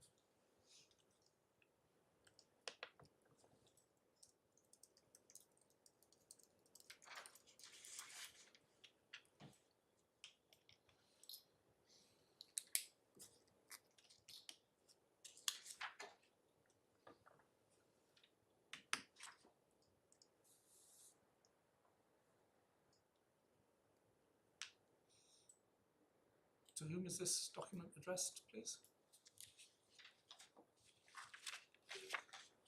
It's, I believe, addressed to the municipality.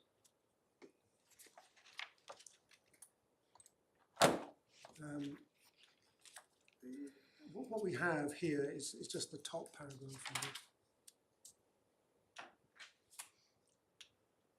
Oh yes, your municipality. And just three points out of this. The floor and the cap reflected the need to reabsorb the upfront.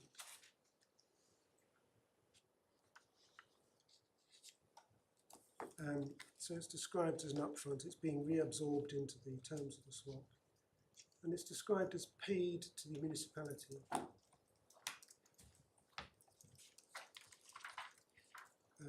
Although in fact, of course, it wasn't directly paid to them, it was paid to Bear Stearns. But this is a reflection of the economic effect of the transaction. Mm-hmm. So I'm just trying to understand this. The judge described this as an internal communication. So is this as it were, an internal draft I'm so of sorry, something Lord, which yes. was going to be sent to the municipality? And if so, was it sent in those terms? I will get chapter and verse on that. Your mutant. Thank you. Yeah, I'll come back to you, my lord, on that. Yeah, fine. I think this is after, because there's a reference in the judgment to Brady having been involved at some stage. So Yes. this is after Brady became involved, when the looks of the city council were querying the swaps, and this is the bank explaining to the city council what's been done, I think. That's how I read it anyway. Yes, I believe that's true, my lord. But I will find out about the use of the word internal. That I hadn't picked up. I mean, I was wondering, perhaps entirely mistakenly, whether this has any bearing at all on, for example, the limitation questions, whether the bank was being asked to justify what it had done, whether Venice was possibly following up the query which was made in, I think, October 2008. It may be it's got absolutely nothing to do with that, but it would help, I think, to know a little more about the context of this document. Lord, yes, I'll find out. So, my lord, just returning now, if I may, to our skeleton at paragraph 62.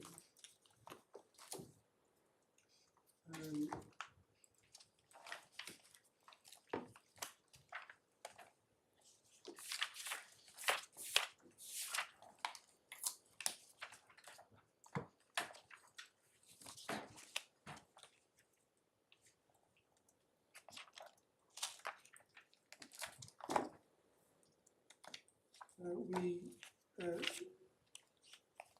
refer in 62 to in the bottom half of the paragraph,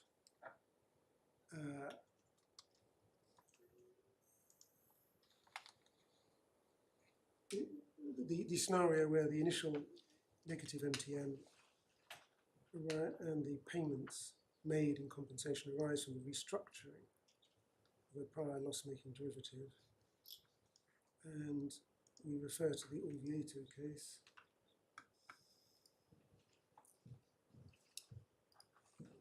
Where the upfront was paid to rebalance the initial negative MTM.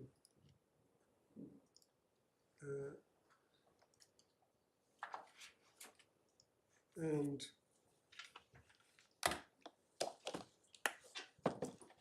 was expected to be repaid to the...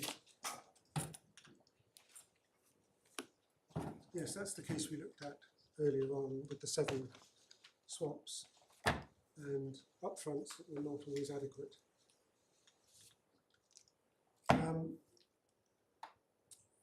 We go on to refer to the position in Cattolica itself, where, as the judge found, and that gives the reference should actually be J213, not 242.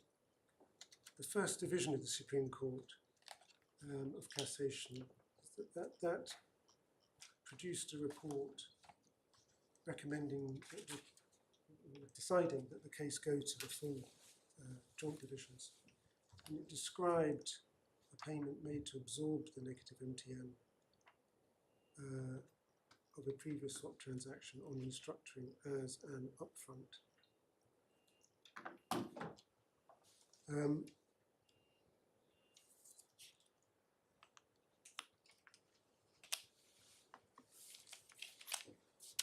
And we can see that referred to in the judgment. We'll just turn back to that briefly at paragraph 213 at the top. This is page 242 of the judgment, C9.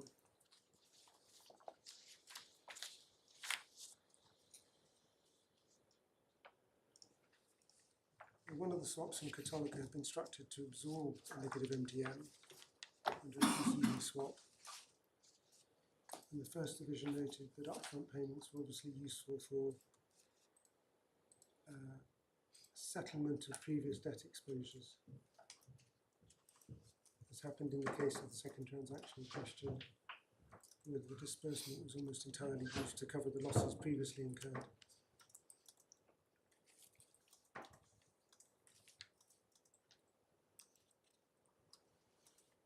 And then in 63, we refer to the expert evidence in 63A.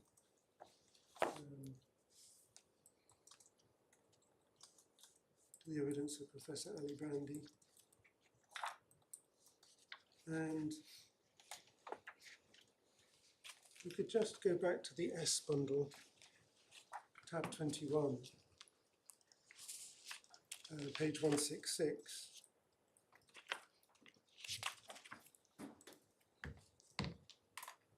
My learned friend referred you yesterday to paragraph 2.10 on this question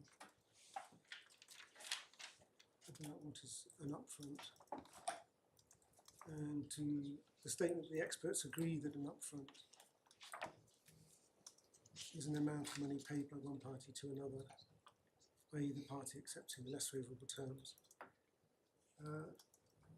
Paragraph 2.11, the next paragraph, is worth also noting. Under disagreement, the experts have different views with respect to the above question. Professor Ali Brandy is of the opinion that the Italian court would qualify the payments made by banks to Bear Stearns for the purposes of novations as upfront payments, and disagrees with those paragraphs. Mr. Gentili, Professor Gentili, for the reasons explained in her third report.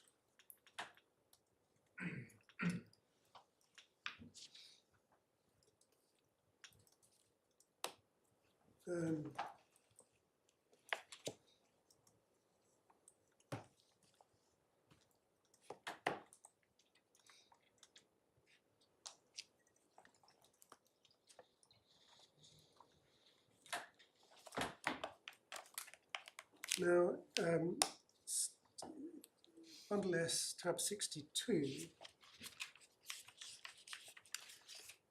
Your Lordships may remember being shown page 6, 5 over to 6, portion of the cross-examination of Professor Gentili on this. And I referred to it a bit earlier in the judge's judgment. And there were some exchanges with my Lord Justice Flo about this yesterday.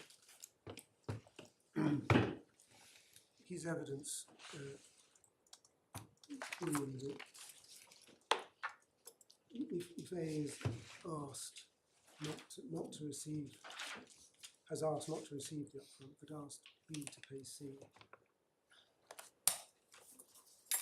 that would be an upfront.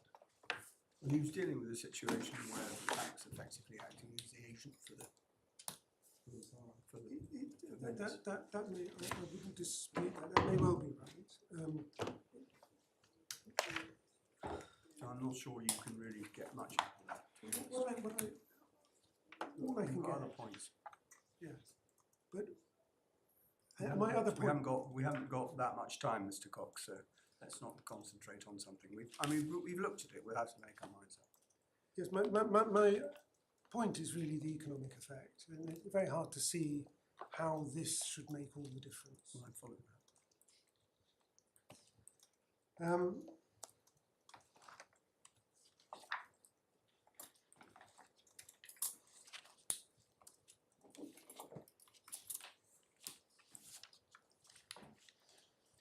And then the next point is that the banks say that the judge didn't apply a definition in Cattolica, and that's in the bank skeleton at 55. And in many ways, this seems to be the main argument of the banks on this point. Our skeleton deals with this at 64. And if I could just ask you to look back at Cattolica 4.6, page 45.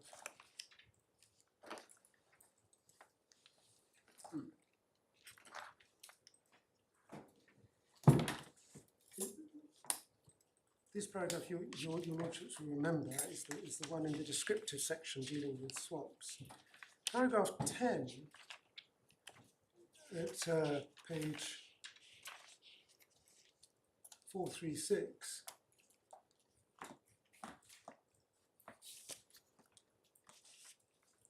deals with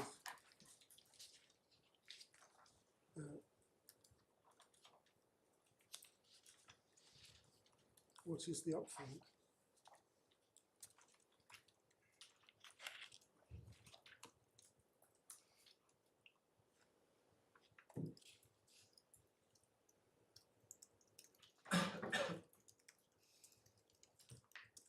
And I think I just need only say that in the middle of 10.1.4, your Lordships will see the swap transaction must be examined as a whole. Its effect may essentially amount to indebtedness. I didn't show you that earlier, though I referred to it. I think that's probably all I need to say about that. So for those reasons, we say that the judge's treatment of the question of what is an upfront was justified, but it was to be measured on the vague standard, and he was entitled to come to the decision he did. My Lord, turning then to ground 3, capacity.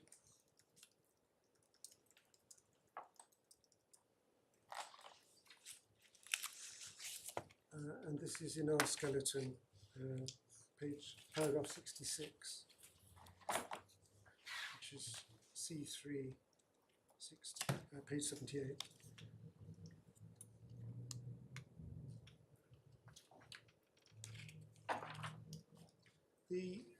Among the points made by my learned friend in their attack on the judgment of the judge on this point, the key point, it seems to us, when we submit, is that it said that the judge was wrong to find the effect of the rules was that there was a lack of substantive power to enter into the swaps rather than a prohibition. That's the key kind of battleground between the parties on this point. There are other points, but this overshadows them all in our submission. So I'll deal with this one straight off.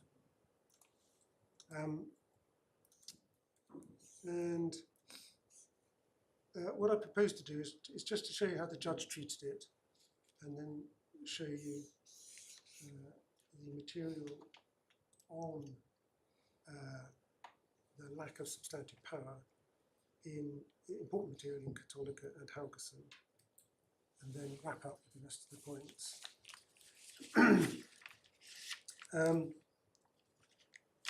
And just before I look at the judgment, what we say you get is that the judge considered Cattolica in depth and Haugesson, and secondly, he concluded that in this case, although there was a general legal capacity in the local authority to enter into contracts, so Article 119 conferred on the authority the power to enter into swaps which were not speculative.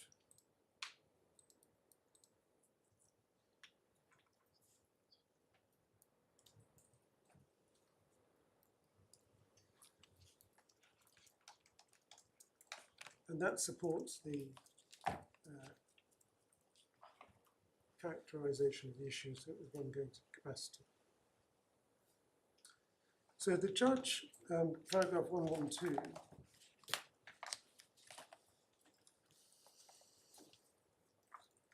sub 2,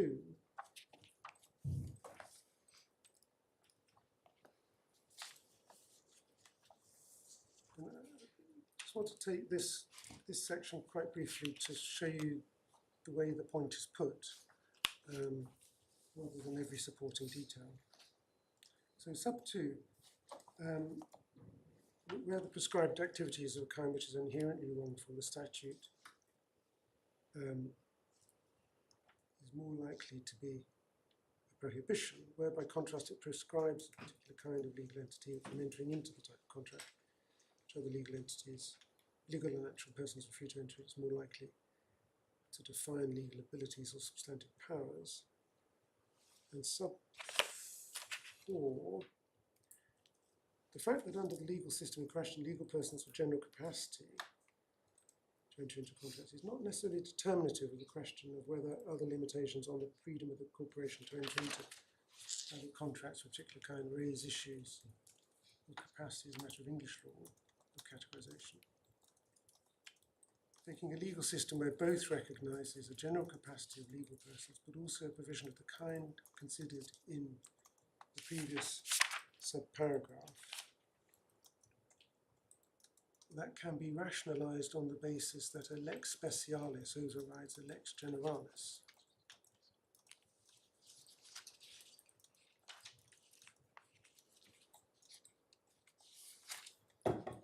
So that approach there is unpicked a bit later, but he's referring to terms quite often used in civil law.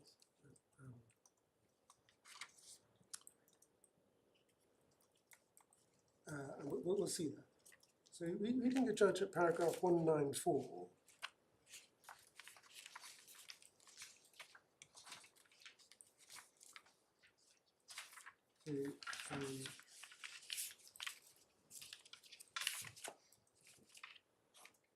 paragraph 194, if I could ask you, Lordships, just to read paragraph 194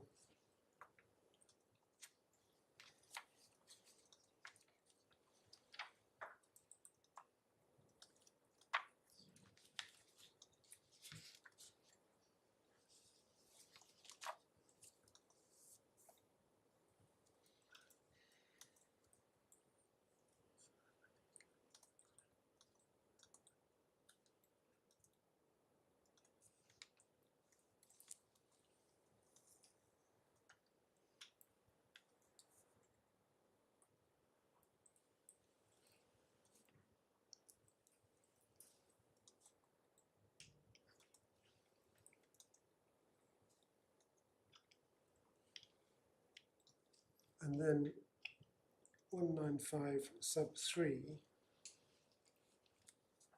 over to the top of the next page.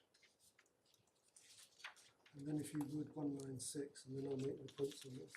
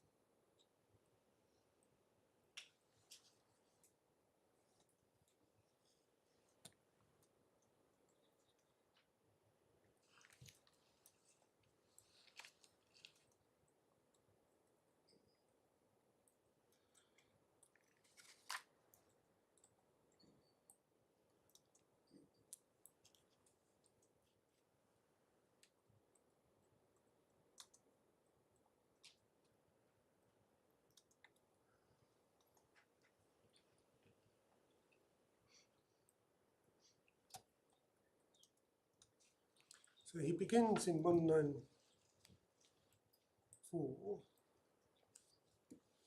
by considering the evidence in Cattolica coming to a decision on prohibition on local authorities entering into speculative derivatives deriving from Article 119.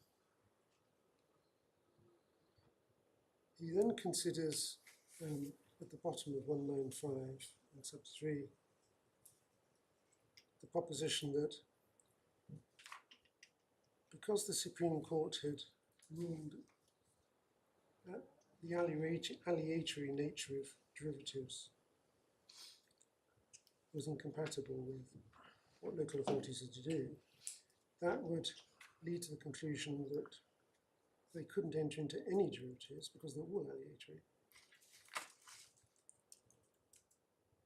But the Supreme Court accepted that some types of swaps could be entered and reconciled those provisions by treating them as specific permissions operating as exceptions from a general prohibition on local authorities entering into the derivative transactions.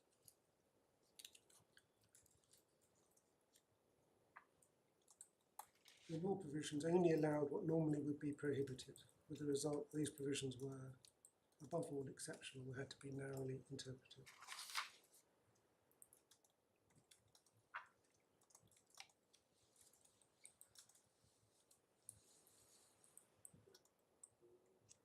And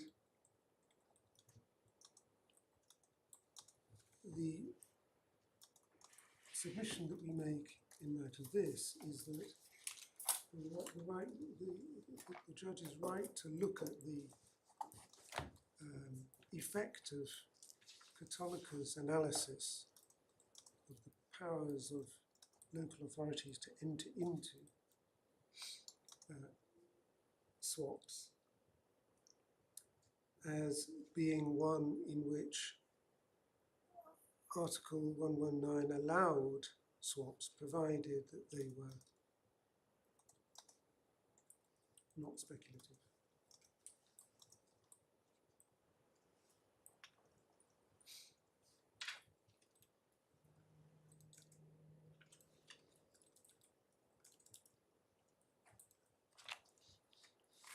Well, provided not speculative and not recourse to unjustified indebtedness. Yes, Or is that the same thing? Yeah. Yes.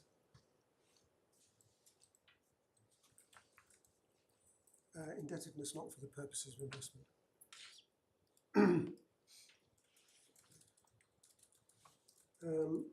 So that's the way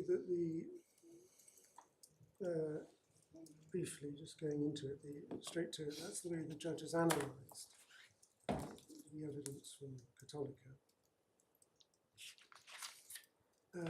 And I mean, in 197 of the judgment, the judge considers the bank's arguments that really the restraint on entering speculative swaps was a prohibition. You see that in the first few lines of 197.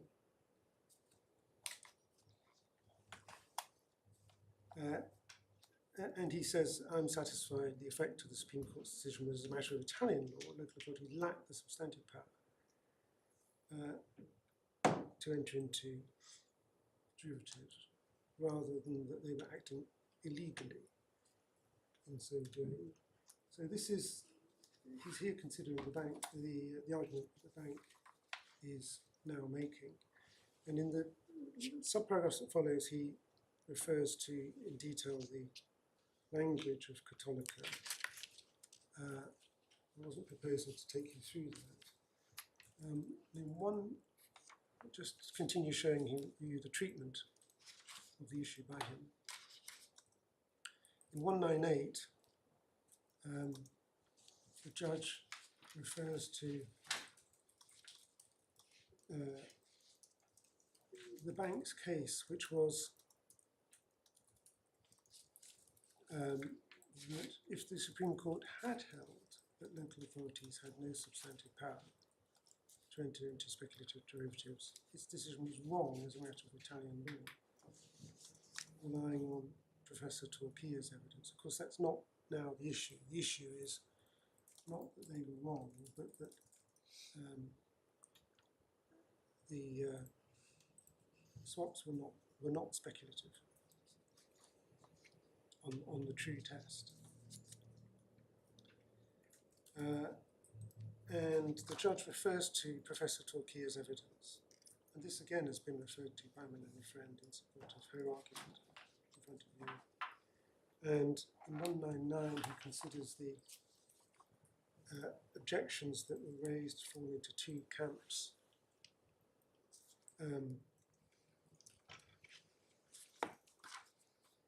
And the second of them is that the restrictions were in the nature of prohibitions, and that he deals with paragraph 201.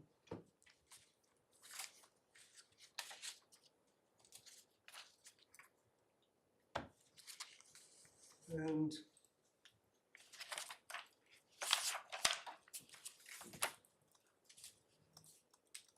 the judge addresses the fundamental distinction that's urged upon him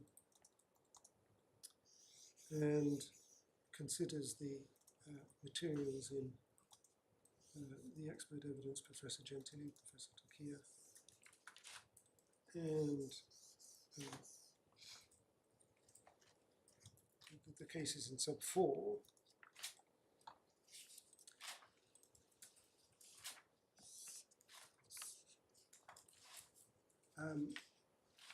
So that one sees that he's grappling with the case that's being argued by the banks in front of him at trial and dealing with the materials relied on.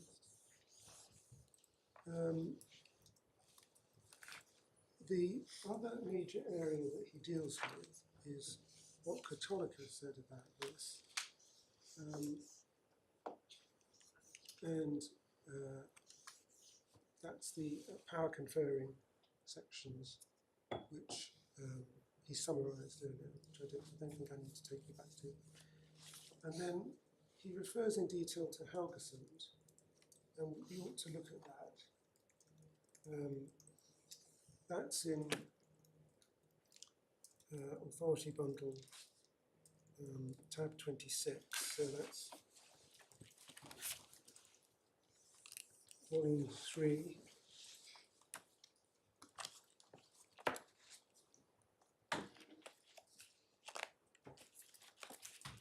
And tab 26 is the first instance decision. Have I got? No, I'm sorry, I've got the wrong reference.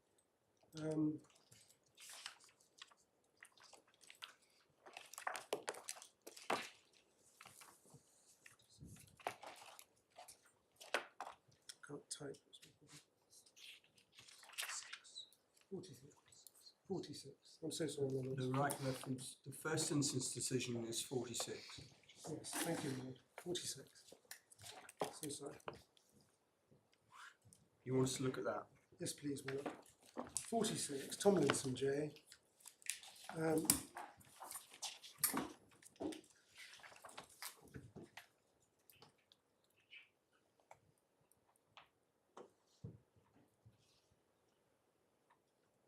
And at the bottom of page 2188, so that would be 2194 electronically, page 48 of the internal pagination, paragraph 111. Paragraph 111. It's useful to see this, my lords, because the rates out within the Court of Appeal is quite compressed. And they uphold what Tomlinson said. At the bottom of page 48, in the bottom corner, he refers to a part of the report of Professor Graver. He was for the expert for the commune. Borrowing as a result of the contract is a result of a contract, and as such the municipality shouldn't have had need for an express legal ground for their power to undertake such obligations. The basic legal rule for the powers of municipalities is, as described above, they have all the legal powers not expressly limited by statute, including the power to enter contract. When it comes to borrowing, the local government limits the powers and freedoms of the municipalities. And then in his oral evidence, Professor Graver more than once affirmed the municipalities basically have the same position in Norwegian law as private companies and private persons. The start point for municipal powers entering into a contract and all other matters than imposing duties on the citizens is that they have a general power to do that unless it is restricted by law. Do not understand Professor Voxholz to disagree. Professor Brandt at Bartham puts it, and it's put that way in his report.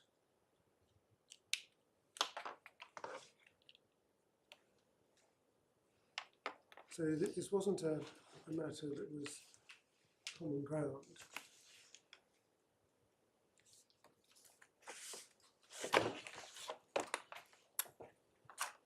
And then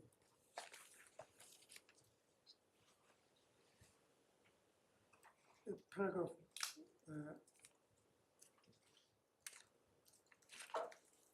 yes, so in paragraph 6.2, in paragraph 112, the quotation from 6.2 at the bottom, the approach there taken in the quotation from Professor Bartham is the Municipalities Act, section 50, regulates the various aspects of municipal competence. It provides, on the one hand, the municipalities with the power to take up loans, but at the same time restricts. Where are you reading from, sorry? I'm so sorry, it's just above paragraph 113. It's about 5 lines above that. Right. From the report of Professor Bartham. The section 50 regulates the activities of municipal competence regarding loans. It provides, on the one hand, municipalities with the power to take up loans, but at the same time restricts and regulates the purpose for which the municipalities may take up loans. And then at the bottom of 113, the last 8 lines or so, Professor Graver, for the commune, he said it was, in these circumstances, natural for a Norwegian lawyer to speak of section 50 as a power conferring rule. This was because, as a matter of history, the raising of the loan hadn't been a regular commercial activity. On the other hand, said Professor Graver, one could argue section 50 should be regarded as a power limiting rule, because the start point is the general power to enter into contracts unless restricted by law. The end result was that the judge found that it was a law which restricted the capacity of the commune to enter into the contract. And this was the heart of the evidence about the nature of the power granted under Section 50 and the background to that in the general law. And then to see what the Court of Appeal said, that I hope is at tab 49.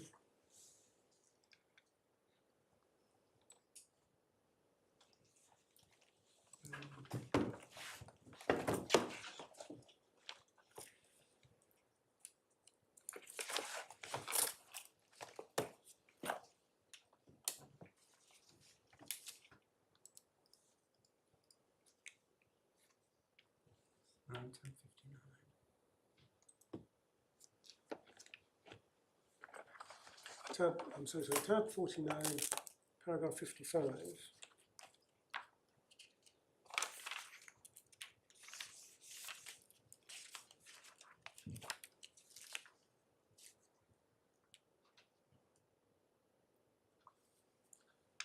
And if I could just invite you to read the top half of that paragraph down to the end of sub 4.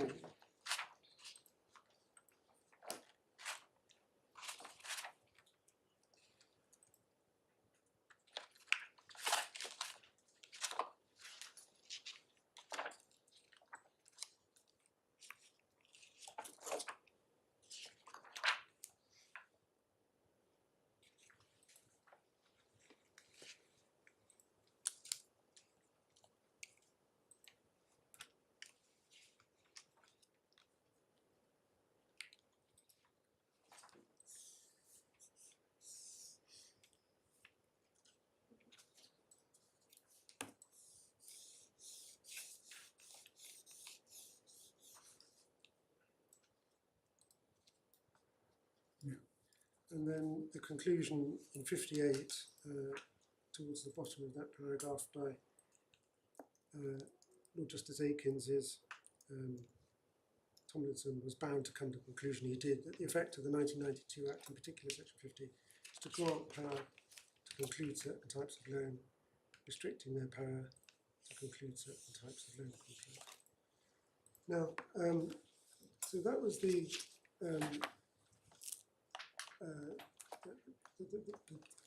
material there, and what we say about this is firstly that Aikins clearly viewed the rule in Section 50 as both giving power but limiting it against a backdrop of general power to enter into contracts.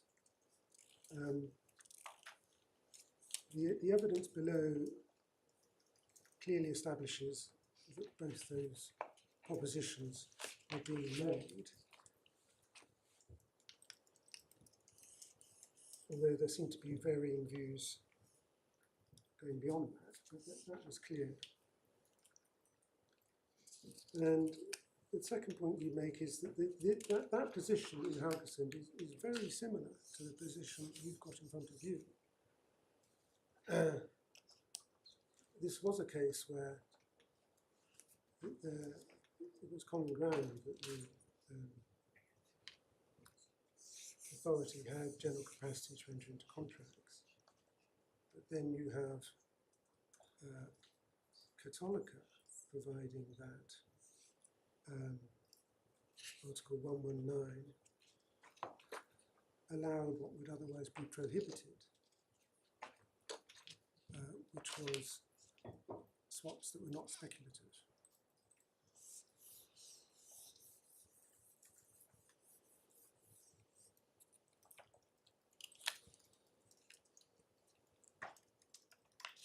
And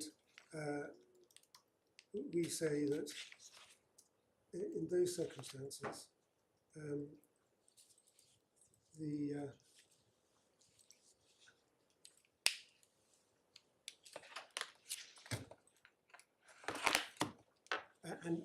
that was the approach of the judge,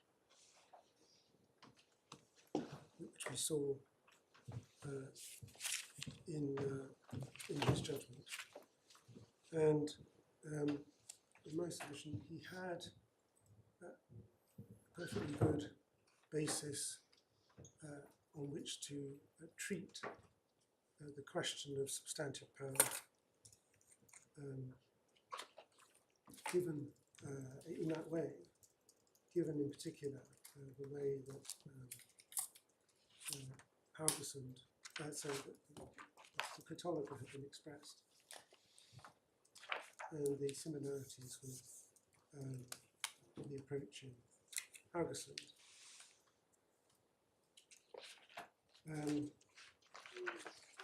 Ultimately, this is a question of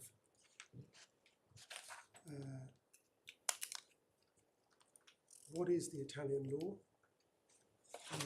and how do you apply it to the facts of this case.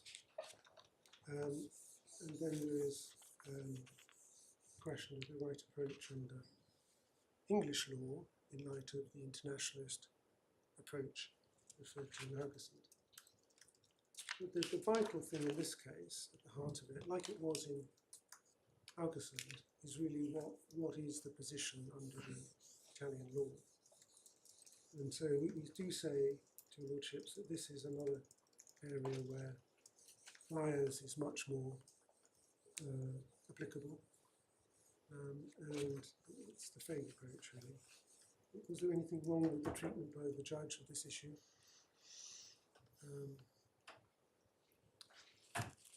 Any error or flaw? In my submission there wasn't.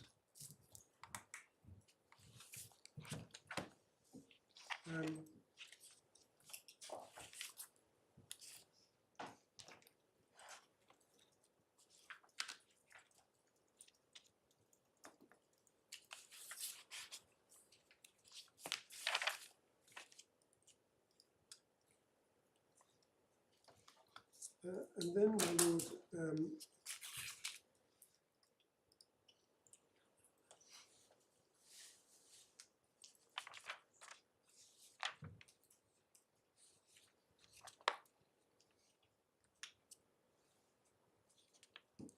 you've got the other points made by the in our skeleton at paragraph 64.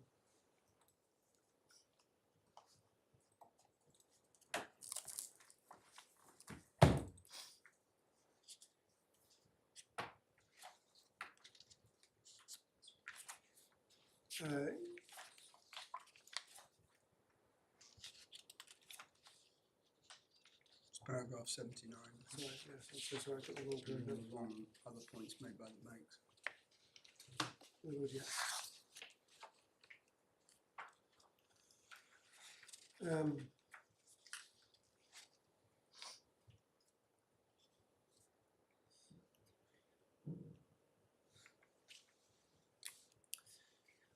Yeah, paragraph 80, the first point,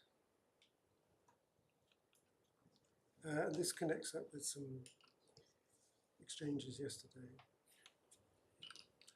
The judge referred to features that he considered were potentially helpful. This is paragraph 112. And it's noticeable that paragraph 80b, that the banks haven't actually challenged the approach taken by the judge in relation to these points. A question was raised by my Lord Justice Males about the relevance of them, considering that the centre of attention is on the Italian law. My Lord, in our submission that's true, but ultimately there is a question that does arise under English law. Once you've sorted out whatever the foreign law has by way of rules and context, you then got to decide, as a matter of English law, is that capacity, or is it really something else? And you won't get any further by looking. Imagine that you haven't got any. There's nowhere further to go with the foreign law, because you know exactly what the rules are. You still have to decide. And in my submission, that's what the judge was trying to do here. He wasn't substituting these criteria for a meticulous examination of the Italian law, but saying once you've done that,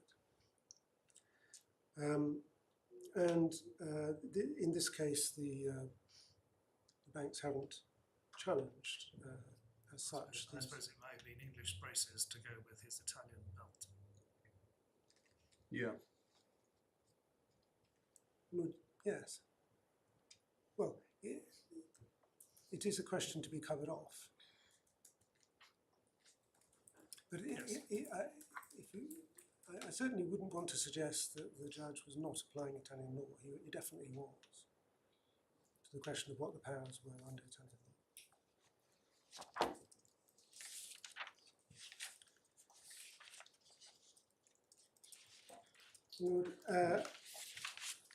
Unless you want anything further, I wouldn't propose to take any more of that. Right, so you finished ground 3.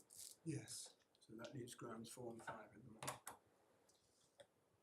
He does, my lord, yes. Yep. Yes. Now, tomorrow, They're rather I can't short. sit beyond 4 o'clock, I'm afraid.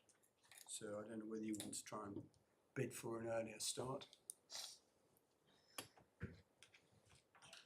I don't know if we can sit at 10.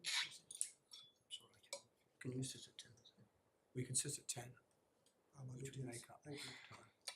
That's very kind. Thank you, my lord. Although it might be wise if we're sitting at 10, which is a 3-hour stint, to take at least a sort of 5-minute break at some point. I think. So we'll say 10 o'clock tomorrow morning.